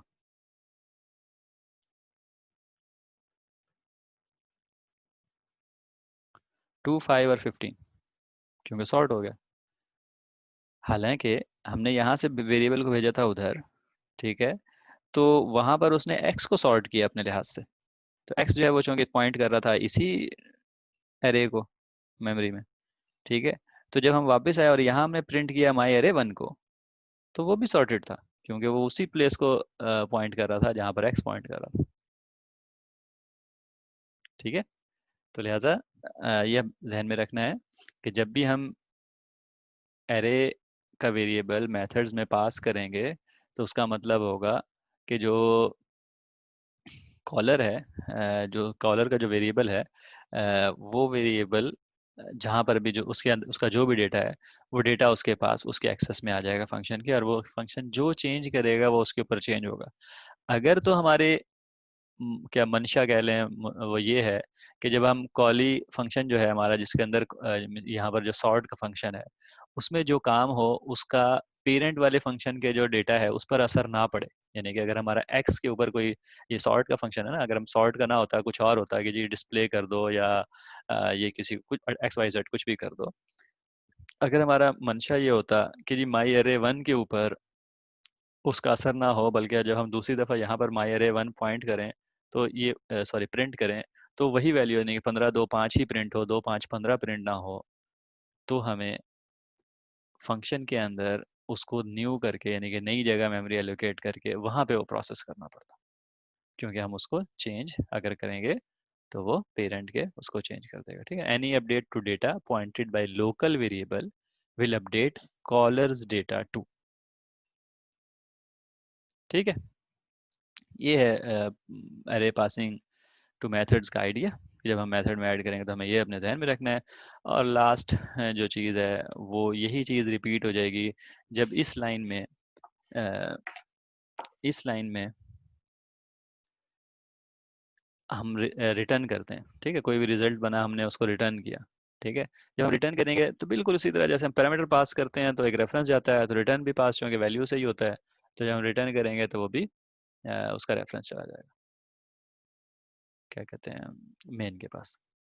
ठीक है, तो लिहाजा खैर रिटर्न के बाद तो चूंकि इसका स्कोप ख़त्म हो जाता है, ये ख़त्म हो जाएगा। तो प्रैक्टिकली इस तरह होगा कि अगर रिटर्न एक्स हम करें तो ये वाला एक्स का स्कोप ख़त्म हो जाएगा, एक्स यहाँ वहाँ पर ख़त्म हो जाएगा और माई अरे वन सिर्फ रह जाएगा। ठीक है, बहरहाल रिटर्न में भी हमने ये ध्यान में रखना है कि उसी तरह पास बाय वैल्यू होता है, लेकिन एरे की वैल्यू जो है वो उसका रेफरेंस है, तो लिहाजा रेफरेंस रिटर्न होता है। आगे चलते हैं, अगर तो कोई क्वेश्चन नहीं है तो आगे क्यों नहीं चल रहा है। हाँ, हमने कहा था अभी ना कि इसको हम कहते हैं कॉल स्टैक। ठीक है, और इसको हम कहते हैं हीप। ठीक है, हीप जो है वो एक जो है ना यूं कह लें कि जावा जेवीएम जो है, जावा वर्चुअल मशीन जो हमने पढ़ा था, जो हमारे कोड को एक्चुअली एग्जीक्यूट कर रहा होता है, वो कंप्यूटर की रैम के अंदर यानी कि मेमोरी को एलोकेट करता है। और वो प्रोग्राम जब रिक्वेस्ट करता है, रिक्वेस्ट कैसे करता है, ये जो पहली लाइन है, whenever new keyword is used in java program memory is allocated in heap। जब भी हम कोड के अंदर लिखते हैं ना न्यू, जैसे हमने पिछले स्लाइड में लिखा हुआ था कि न्यू इतने इंटीजर के अरे बना दो। ठीक है, तो जैसे हम न्यू लिखते हैं, असल में हम क्या रहे होते हैं, हम जावा को कह रहे होते हैं कि भाई मैं पिछले स्लाइड में जाके आपको दिखाता हूँ कि इस लाइन का मतलब क्या है। कहाँ है वो लाइन, अच्छा इससे भी पीछे ये वाली लाइन जो थी, इसका मतलब होता है कि भाई हमें इस एरे लेंथ के बराबर जो है ना मेमोरी में इतने इंटीजर दे दो। न्यू का क्या मतलब होता है, इतने इंटीजर हमें मेमोरी, मेमोरी कौन सी, हीप। यानी कि हीप एक स्पेशल मेमोरी यानी कि जगह है जो कि मैनेज करता है आपका जेवीएम, और वो उस जगह पर आपको मेमोरी एलोकेट कर देता है। ठीक है, ये जो हीप मेमोरी होती है ये बेसिकली इसी तरह आपकी रैम में किसी और जगह अवेलेबल होती है, जावा जेवीएम के कंट्रोल में होती है, और वो बेशक कॉन्टिन्यूस भी हो सकती है और वो टुकड़े टुकड़े में भी हो सकती है, लेकिन ये हमारा कंसर्न नहीं है, जेवीएम उसको मैनेज करता है। हमें जब वो मेमोरी मिलेगी तो हमारे लिहाज से वो कॉन्टिन्यूस, जैसे मैंने हम लोगों ने मेमोरी का वो मॉडल अपने जहन में बनाया हुआ है कि हमारे लिए जो मेमोरी है वो हमेशा एक लंबी सी स्ट्रिंग है। ठीक है, लंबी सी मेमोरी का रोप कह लें, स्ट्रिंग कह लें, जंजीर कह लें, what ever, I don't know क्या कहेंगे उसको, लेकिन वो लंबी सी कॉन्टिन्यूस है, उसके एड्रेसेस हैं और उसमें बाइट्स या बाइट्स की मेमोरी है। ठीक है, तो जब भी हम उसको न्यू करते हैं तो वो जगह एलोकेट हो जाती है। जैसे हमने इसमें कहा था कि जी ये वाला माई अरे वन जो है एलोकेट हो गई। इसी तरह अगर हम फिर करें एक्स इज इक्वल टू, यहाँ पर हम आगे कहें x is equal to new three int three sorry, तो वो एक और जगह मेमोरी में इसी तरह एलोकेट हो जाएगी। ठीक है, अगर हम न्यू करेंगे फिर हम एक और न्यू करेंगे तो एक और जगह एलोकेट हो जाएगी, एंड सो ऑन। ठीक है, जब भी हम न्यू करेंगे जो है एलोकेट हो जाएगी। और उसका रेफरेंस जो है यानी कि वो वेरिएबल की जो नाम है वो उसको हम, और हम अगर हम ये करें my array one is equal to x करें या my array two is equal to my array one करें, तो इसका मतलब होगा कि माई माई अरे टू, अगर हम इसको is equal to my array one कर दें तो इसका मतलब ये भी यहाँ पर पॉइंट कर रहा है। ठीक है, जैसे हमने पहले कहा था। तो memory in heap can be pointed by zero और मोर रेफरेंसेस। ठीक है, तो जैसे मैंने कहा कि अभी ये अगर हम my array two is equal to my array one कर दें तो सेम मेमोरी दो से भी पॉइंट करना शुरू हो जाएगी। हम चाहे वो कोड के लिहाज से हम चाहे जितनी दफ़ा मर्जी करें हमारे कोड का कि अगर ज़रूरत है तो, लेकिन इवेंचुअली जब कोड का स्कोप खत्म होता है, जैसे अभी हमने कहा था यहाँ पर कि जब ये वाला स्कोप खत्म होगा तो ये एक्स खत्म हो जाएगा। इसका मतलब है कि एक्स जहाँ पर पॉइंट कर रहा है वो उसका स्कोप खत्म हो जाएगा, मतलब कि वो अब उसको डिलीट करना है, उसको हटाना है। ठीक है, उसको हटा देंगे हम, यानी कि 2 1 2 की जगह ये दोबारा 0 0 0 हो जाएगा। तो लिहाजा इस जगह पर एक्स नहीं पॉइंट कर रहा।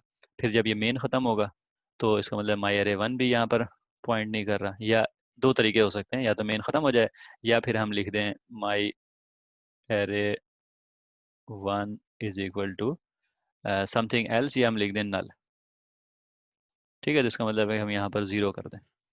तो इन दैट केस भी ये जैसे ये ज़ीरो होगा तो ये वाला रेफरेंस ख़त्म हो जाएगा। जब ये रेफरेंस ख़त्म हो जाएगा इसका मतलब है कि मेमोरी के अंदर जो हमने ये जगह एलोकेट की थी इसको अब कोई भी पॉइंट नहीं कर रहा। ठीक है, तो इसको हम कहते हैं कि जी फ्री मेमोरी। तो जैसे ही ये मेमोरी फ्री होगी, जैसे ही ज़रूरी नहीं है, अगर ये मेमोरी फ्री हो जाएगी तो जेवीएम उसको देखता रहता है। अगर तो ये मेमोरी फ्री हुई है तो थोड़ी देर बाद जब भी उसका दिल चाहेगा मतलब ये है कि वो देखेगा कि जी मेरे पास जितनी मेमोरी थी वो ख़त्म तो नहीं हो रही, जितने प्रोग्राम चल रहे हैं कंप्यूटर के अंदर उन सब के ज़रूरत के लिहाज से मेमोरी मौजूद है, तो ठीक है, फिर वो कुछ नहीं करता। अगर प्रोग्राम्स को मेमोरी चाहिए और उसके पास जगह ख़त्म हो रही है, तो फिर वो जितनी भी इस तरह की नॉन पॉइंटेड मेमोरीज होती हैं वो उनको रिलीज़ कर देता है। रिलीज़ करने का मतलब क्या है कि इन सबको वो 0 0 से इनिशियलाइज कर देगा और इनको डिक्लेयर कर देगा हीप में फ्री।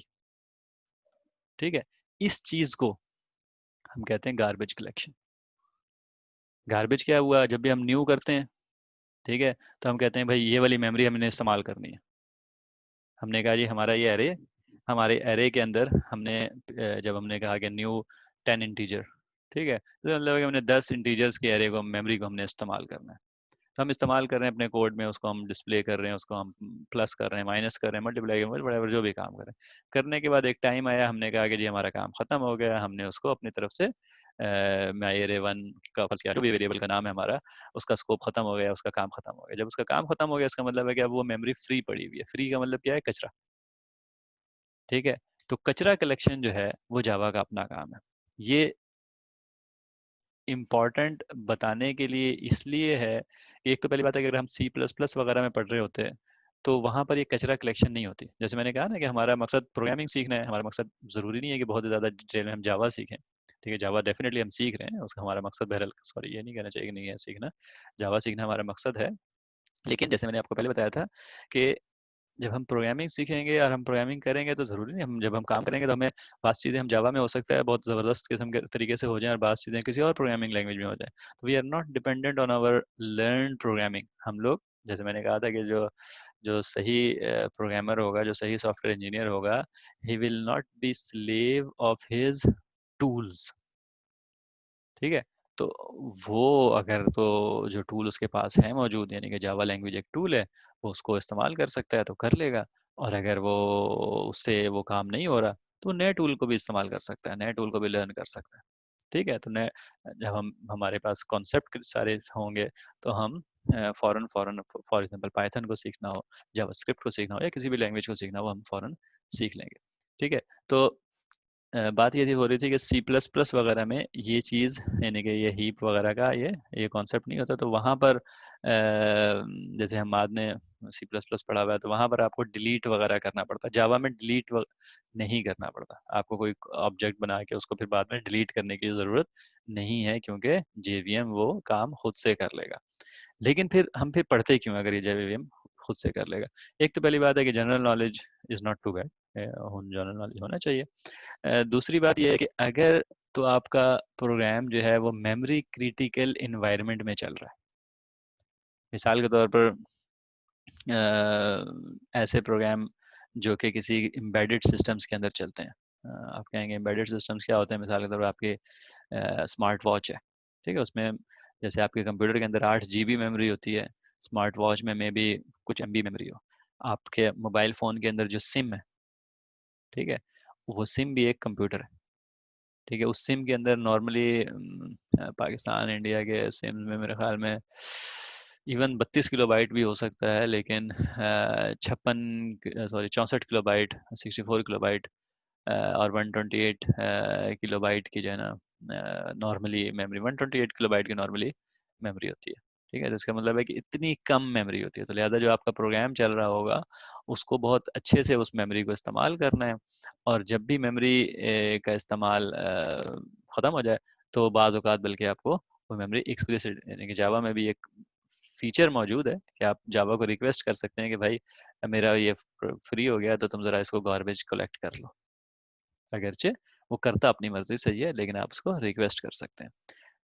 ठीक है, तो बहरहाल ये एक एक्स्ट्रा चीज़ थी, और ये एक्स्ट्रा चीज़ इस वजह से थी क्योंकि हम बार बार ये चीज़ पढ़ रहे हैं, मेमोरी में कैसे कैसे एलोकेट होता है, न्यू का कीवर्ड हम बार बार देख रहे हैं, तो इस चीज़ को जानना थोड़ा सा इम्पोर्टेंट है। हम आगे चलते हैं, अगर तो कोई क्वेश्चन नहीं है, जो कि अक्सर नहीं होता। एरेज क्लास हमने मुझे नहीं पता ये हमने पढ़ा था या जिक्र किया था कि नहीं किया था कि जी जावा के अंदर जो बिल्ट इन क्लासेस हैं उनमें जावा डॉट यूटिल यूटिल के अंदर एक एरेज की क्लास मौजूद है। ठीक है, एरेज की क्लास में ये कुछ फंक्शन मैंने लिखे हैं और बाकी अगर फर्ज के इसके अलावा भी है, मुझे भी बहुत ज़्यादा नहीं पता कि इनमें कौन कौन से फंक्शन होंगे या कम से कम याद नहीं है। वो ये आपको याद होगा कि हम इक्लिप्स के अंदर किसी भी आईडीई के अंदर हम डॉट लगाएंगे तो हमें वो या कंट्रोल स्पेस प्रेस करेंगे तो हमें वो सारे अवेलेबल मेथड्स दिखा देता है, हम उनको देख के इस्तेमाल कर सकते हैं। ठीक है, लेकिन कुछ की लिस्ट मैंने यहाँ पर दे दी है। Java dot utils, यूटिल dot arrays dot sort, ये सारे स्टैटिक मेथड हैं। मतलब ये कि इसको इसी तरह आप लिस्ट लिख के कॉल कर सकते हैं। तो इसका पहली वाली लाइन का मतलब क्या होगा कि ये जो लिस्ट का लिस्ट एक एरे है हमारी, ठीक है, उस एरे के अंदर जो डेटा होगा उसको ये सॉर्ट कर देगा। मिसाल के तौर पर वो जैसे हमने था ना 15 5 2 था, उसको अगर हमने 2 5 15 बनाना है, ठीक है, तो हम सिंपल इस फंक्शन को कॉल करेंगे तो हमें सॉर्ट कर देगा। इसी का दूसरा पार्ट है उसके नीचे कि जी अगर हमने सॉर्ट उसको करना हो लेकिन उसके किसी छोटे से पार्ट को करना हो, यानी कि वो फर्ज किया 100 या XYZ बड़ी ज़्यादा लेंथ की एक एरे है, हमने कहना हो कि यार इसके ना वो 50वें आइटम से लेके 70वें आइटम तक इसको ज़रा सॉर्ट कर दो, तो फिर वो उसको भी कर देगा। बाइनरी सर्च नाम शायद आपने पहले सुना हो, मुझे नहीं पता, लेकिन हमने इसको किया है। और वो क्या था, हमारा नंबर गेसिंग गेम में जिस तरह हम वो सर्च करते थे, हम उसको बाइनरी सर्च करते हैं कि जी हम मिडल में वाले को हम वो कर लेते थे, काइंड ऑफ गेस कर लेते थे। ठीक है, तो हमने उसको असल में बाइनरी सर्च इस्तेमाल करके वो वाला प्रोग्राम लिखा था। बाइनरी सर्च होती क्या है बेसिकली, सबसे पहली बात तो ये कि ये सॉर्टेड लिस्ट के ऊपर होती है, यानी कि जैसे अगर आपके पास एक लिस्ट मौजूद है जो कि पहले से सॉर्टेड है, यानी कि 1 से लेकर 100 तक की गिनती है, ठीक है, और वो सॉर्टेड अगर है तो क्या करेगा कि सॉर्टेड में से बीच वाले को सर्च है ना, ये बाइनरी सर्च। आप कहते हैं जी कि इस लिस्ट के अंदर से मिसाल के तौर पर मुझे फर्ज किया आपके पास लिस्ट है, सॉर्टेड है, लेकिन सॉर्टेड लिस्ट इस तरह है 3 17 17 20 और 54, ठीक है, ये सॉर्टेड लिस्ट है। तो वो इसके, या एक और भी कर दूं ताकि और आसानी हो जाए, 91, ठीक है, तो वो क्या कहेगा कि जी इसका बीच वाला उठाएगा। आपने उसको कहा कि सर्च कर कि भाई इस लिस्ट के अंदर ना 15 है कि नहीं है, मुझे बता दो, तो वो बीच वाले को उठाएगा और 15 नहीं है, 15 तो नहीं है, अच्छा लेकिन 15 ये 20 से बड़ा है, तो अब मैं इधर सर्च करता हूँ, फिर उसके बीच वाले को उठाएगा, ओ ये 17 है, तो ये 15 नहीं है, अच्छा इसका मतलब है कि मैं इधर सर्च करता हूँ, फिर वो इधर सर्च करेगा तो इधर एक ही आइटम है, कहेगा ओ 15 ये तो नहीं है, ये तो 3 है, ठीक है, तो क्या अगर नहीं है इस लिस्ट के अंदर फौरन बता देगा। ठीक है, तो सारों को एक एक करके नहीं देगा, वही नंबर गैसिंग गेम वाले का हमारा जो तरीका था। खैर, अगर ये आपने करना हो, बाइनरी सर्च जैसे मैंने आपको बताया था कि बहुत फास्ट होती है, तो बहुत फास्ट का मतलब है कि जितनी फास्ट हमने देखी थी लॉग इन उतनी फास्ट होती है, तो लिहाजा हम वो इस्तेमाल कर सकते हैं। इक्वल्स दो एरेज की लिस्ट अगर आइडेंटिकल है, जैसे हमने लेकिन ये दो डिफरेंट होने चाहिए, अगर एक ही है तो जाहिर सी बात है फिर तो वो आइडेंटिकल ही होगी। उनके वैल्यूज को, यानी कि एक के अंदर अगर 2 5 15 है और दूसरे के अंदर भी 2 5 15 है, तो वो ये मेथड जो है वो ट्रू रिटर्न करेगा। फिल, किसी एरे को आपने यानी कि किसी एक नंबर से फिल करना हो, ये बड़ा यानी कि यूजफुल फंक्शन है। अगर आपके पास मिसाल के तौर पर एक पिक्चर की एरे, पिक्चर बनाने के लिए या वट किसी भी कोई लंबी सी एरे मौजूद है 1000 आइटम्स की, ठीक है, और सारे आइटम्स को आपने 5 कोई नंबर से, किसी 5 से 10 से 15 से वट किसी भी नंबर से इनिशलाइज करना हो, तो या तो आपको फॉर लूप लगाना पड़ेगा कि हर आइटम को करें, या फिर आपको कुछ इस तरह का काम करना पड़ेगा, तो उसके मुकाबले में फिल और फिर वो आइटम दे दें, तो वो हर एक के अंदर वो वैल्यू भर देगा। इससे अगला जो मेथड है वो भी इसी तरह, लेकिन कहाँ से कहाँ तक, यानी कि पूरी लिस्ट की जगह अगर आप चाहेंगे जी आपके सर्टेन एरिया को में ये वाला नंबर स्टोर हो जाए, और टू स्ट्रिंग जो है वो उस लिस्ट को स्ट्रिंग फॉर्म में रिटर्न कर देगा, यानी कि अगर आपका वही 2 5 और 15 है, तो वो 2 5 और 15, सॉरी स्क्वायर ब्रैकेट के साथ ऐसे ये स्ट्रिंग रिटर्न कर देगा। ठीक है, तो ये सिंपल यूटिलिटी फंक्शंस थे, आप देख के इसको एक्सप्लोर कर, मजीद एक्सप्लोर भी कर सकते हैं, इसको इस्तेमाल कर सकते हैं। हम आगे चलते हैं, आगे जी थोड़ा सा पेचीदा कॉम्प्लेक्स टॉपिक है, दिमाग को ज़रा सा खुला रखें। देखें, हमारे पास जो लिस्ट या कलेक्शन हम प्रोग्राम में इस्तेमाल करते हैं, वो ज़रूरी नहीं है कि हमेशा लीनियर हो। क्यों? क्योंकि हमारा डेटा, हमारे प्रॉब्लम्स, हमारे सोल्यूशन, जो भी हम जिस चीज़ का सोल्यूशन हम ढूंढ रहे हैं, नॉर्मली वो इतने लीनियर नहीं है।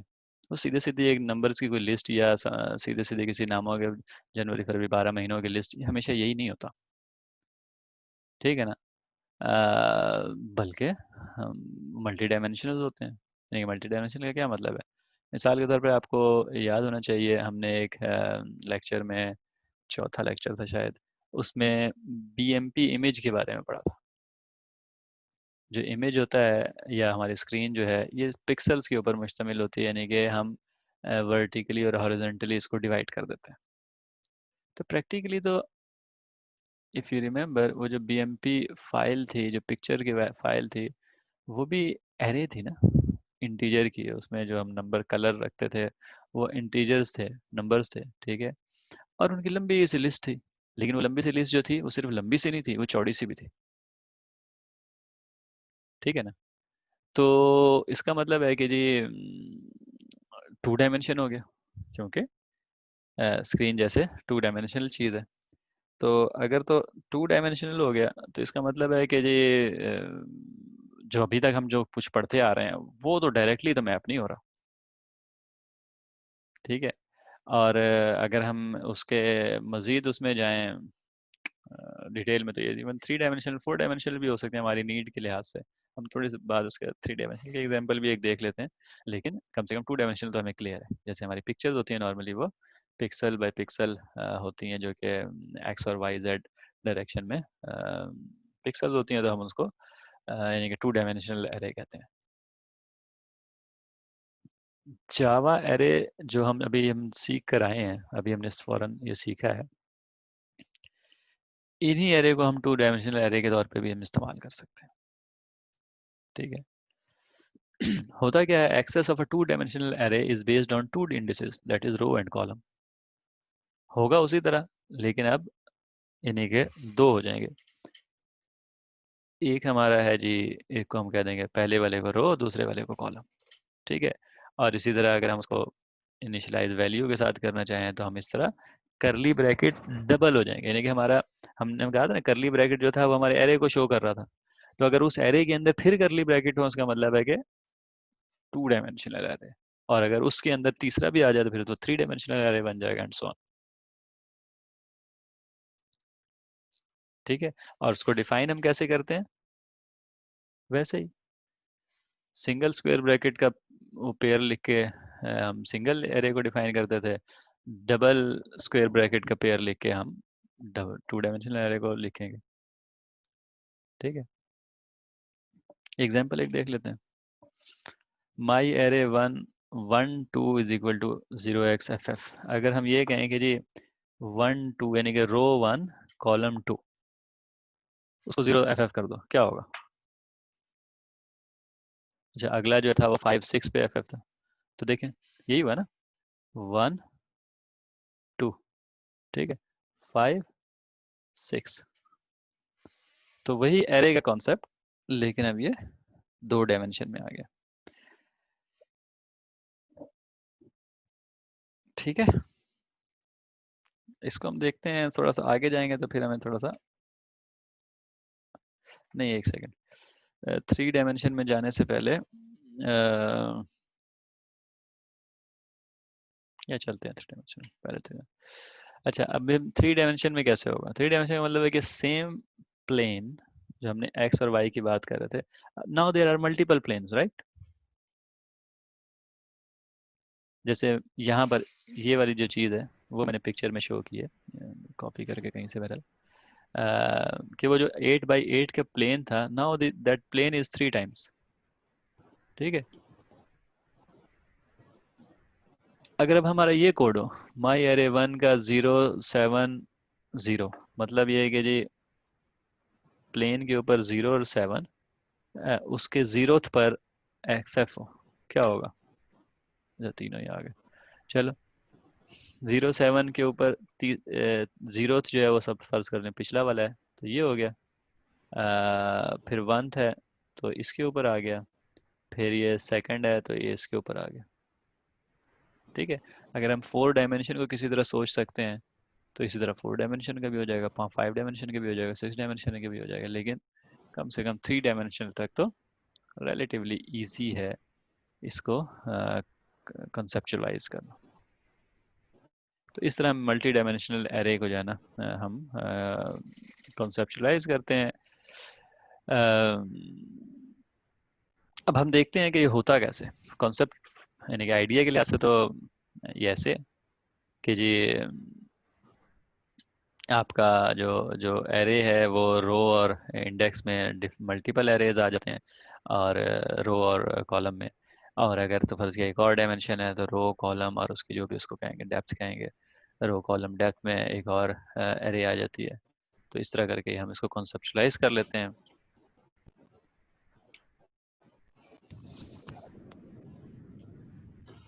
प्रैक्टिकली होता ही ऐसे है जी कि two dimensional array is defined as an array of arrays. ठीक है।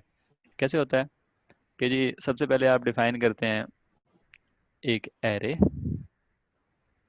जो कि इसका हर पॉइंट जो है, ये जो हर पॉइंट है इसका, ठीक है, ये एरे है। ठीक है, मतलब ये कि इसका ये वाला पॉइंट जो था वो एक ये एरे है, ये वाला पॉइंट ये एरे है, ये पॉइंट ये एरे है, ये पॉइंट ये है। तो सिंगल एरे दो दफा हम लिख लें तो प्रैक्टिकली वो डबल एरे बन जाता है। ठीक है, यानी कि यूं कह लें, लिख लेने का मतलब ये है कि जी उसको हम किस तरह मैप कर लें, तो अपने जहन में और अपने उसमें उस कोड में मैप कर लें तो बन जाता है। यहाँ पर मैंने कोड लिखा हुआ है, ये देखें, प्रैक्टिकली हमने ये लिखा था ना डबल एरे। अच्छा, पहले उससे पहले ये लिखा हुआ है कि similarly a three dimensional array is defined as an array of two dimensional array and so on. यानी कि जो थ्री डायमेंशनल एरे होगा वो basically array of two dimensional array होगा, फोर डायमेंशनल एरे जो होगा वो array of three dimensional array होगा एंड सो ऑन। ठीक है ना। तो टू डायमेंशनल एरे जो है वो हम इस तरह डिफाइन करते हैं ना, अभी हमने थोड़ी देर पहले सीखा था। तो प्रैक्टिकली उसका मतलब कुछ ये है। ठीक है, ये अगर हम इस तरह डिफाइन करें तो ये भी यानी कि कंपाइलर इसको भी सही समझ लेगा, इसको भी सही समझ लेगा। ठीक है ना, क्योंकि इसका मतलब भी एग्जैक्टली यही है। कर क्या रहे हैं, कहते हैं जी कि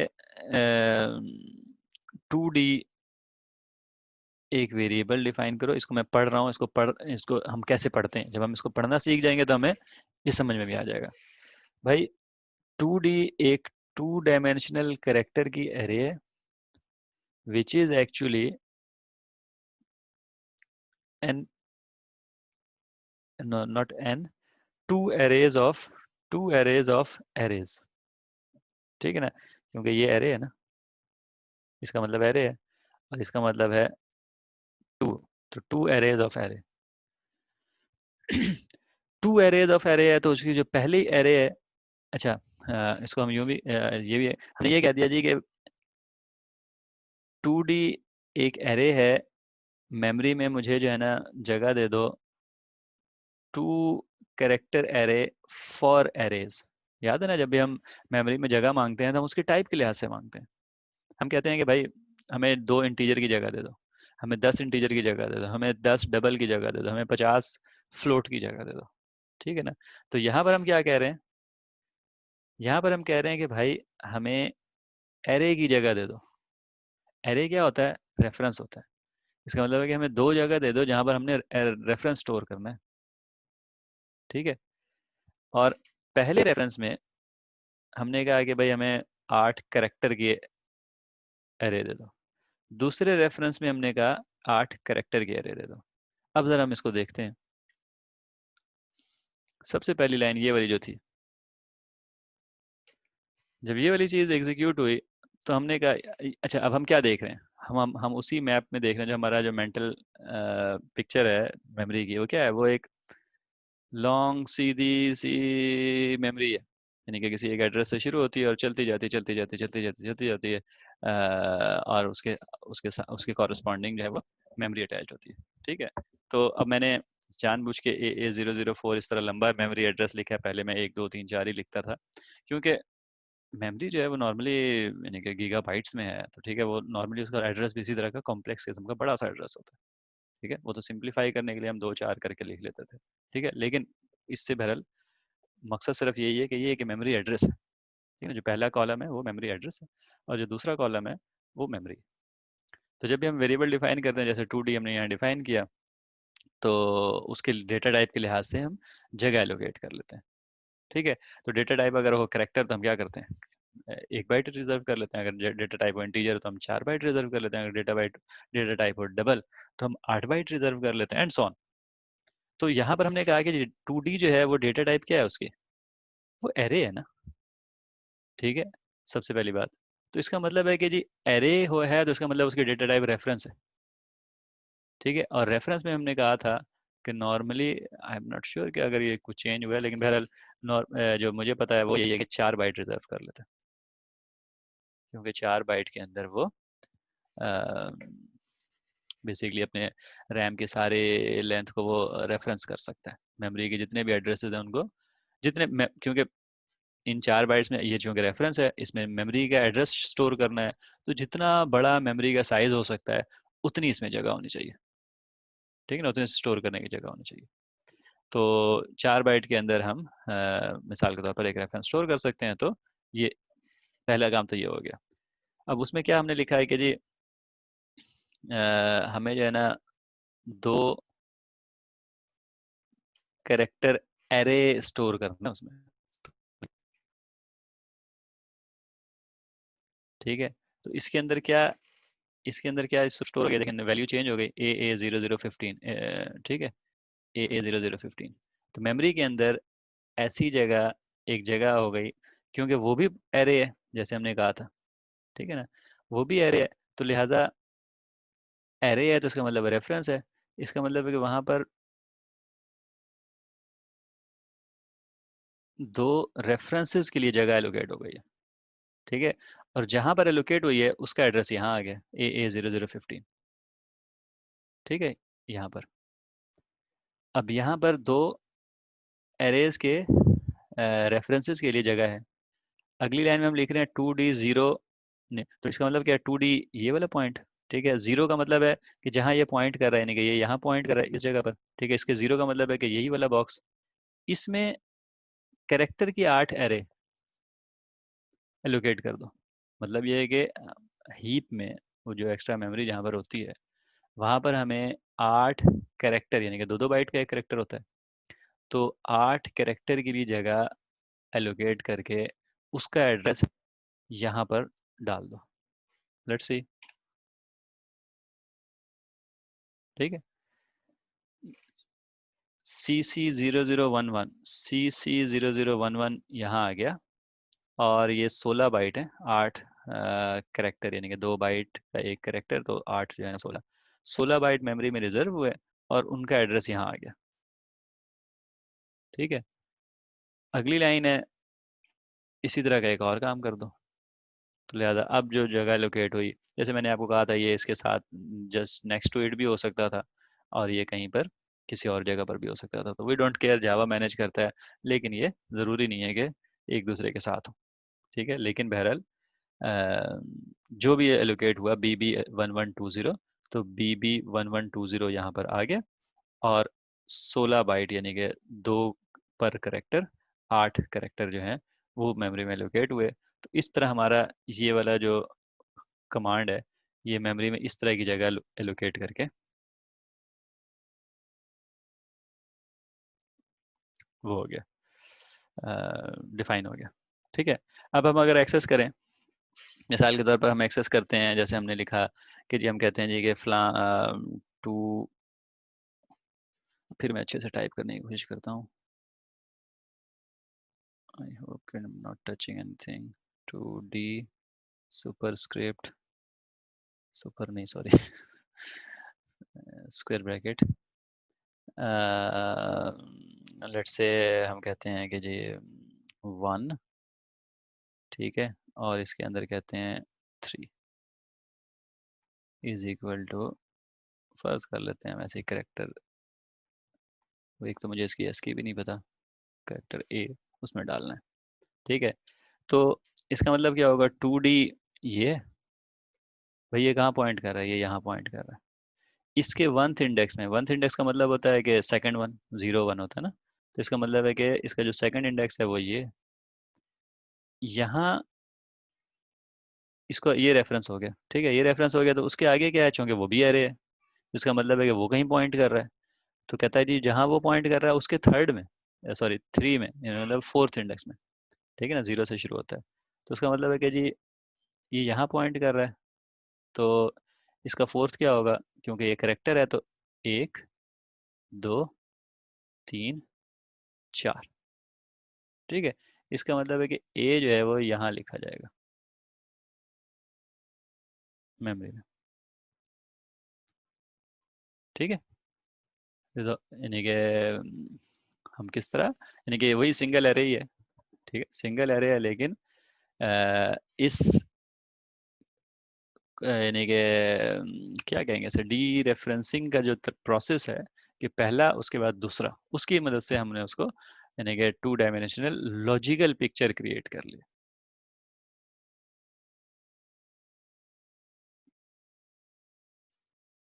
थोड़ा सा यानी कि दिमाग को थोड़ा सा खुश करता है, लेकिन बहरहाल इतना ज़्यादा नहीं है। अ,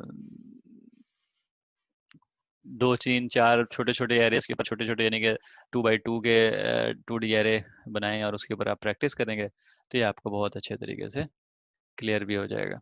और बहुत अच्छी एग्जांपल इसकी वही होती है कि हम किसी पिक्चर के ऊपर प्रैक्टिस कर लें, ठीक है। हमारी जो बुक्स हमने रखी हुई है वो स्टैनफोर्ड वाले के अंदर बेसिकली वो ज़्यादातर पिक्चर के ऊपर करता है, तो वो रेफरेंस के तौर पे यूज़ हो सकता है, लेकिन बहरहाल ऐसे भी ज़ुबानी भी हम इसको कोड में भी इस तरह भी कर सकते हैं।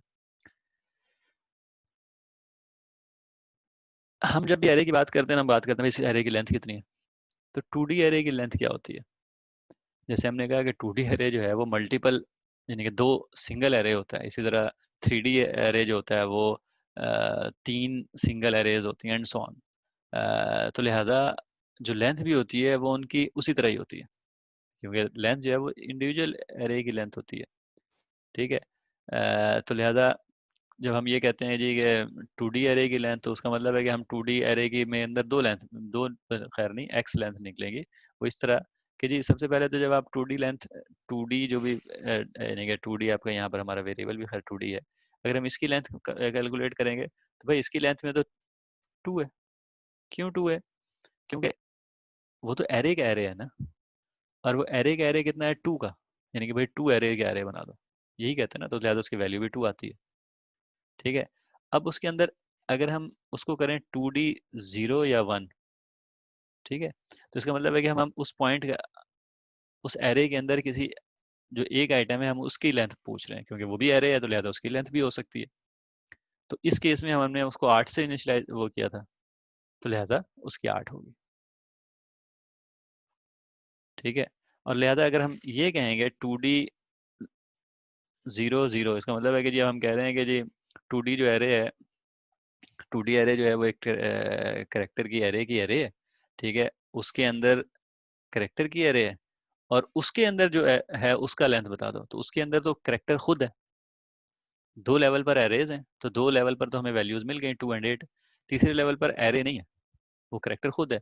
तो जो करेक्टर खुद यानी कि डेटा टाइप, जो प्रिमिटिव डेटा टाइप है, उनका लेंथ का वेरिएबल नहीं होता, उनका लेंथ का एट्रीब्यूट नहीं होता, तो लिहाजा वो एरर है, यानी कि हम वो करेंगे तो वो कंपाइलर में कह देगा भाई क्या कर रहे हो, ये लेंथ तो I don't know what is length, length what is length of अक्षर, यानी कि उसका तो कोई लेंथ नहीं होता, क्योंकि लेंथ तो हमेशा एरे का होता है, ठीक है ना। जब हम इस पॉइंट के ऊपर पहुंच जाते हैं, तो ये पॉइंट हमारा जो है, जैसे हमने कहा था कि ये पॉइंट जो है हमारा वो एरे तो नहीं है, ठीक है ना। ये पॉइंट, ये जब हम इसके इसका अगर हम करें लेंथ, तो हाँ जी ये एरे है, तो लिहाजा ये एरे का लेंथ 8 आएगा। अगर हम इसका करें, इस वाले का, तो हाँ जी ये एरे है और इसका लेंथ 2 आएगा, क्योंकि ये 2 है, ठीक है। तो ये बेसिकली टू डायमेंशनल एरे का काइंड ऑफ ब्रेक डाउन है।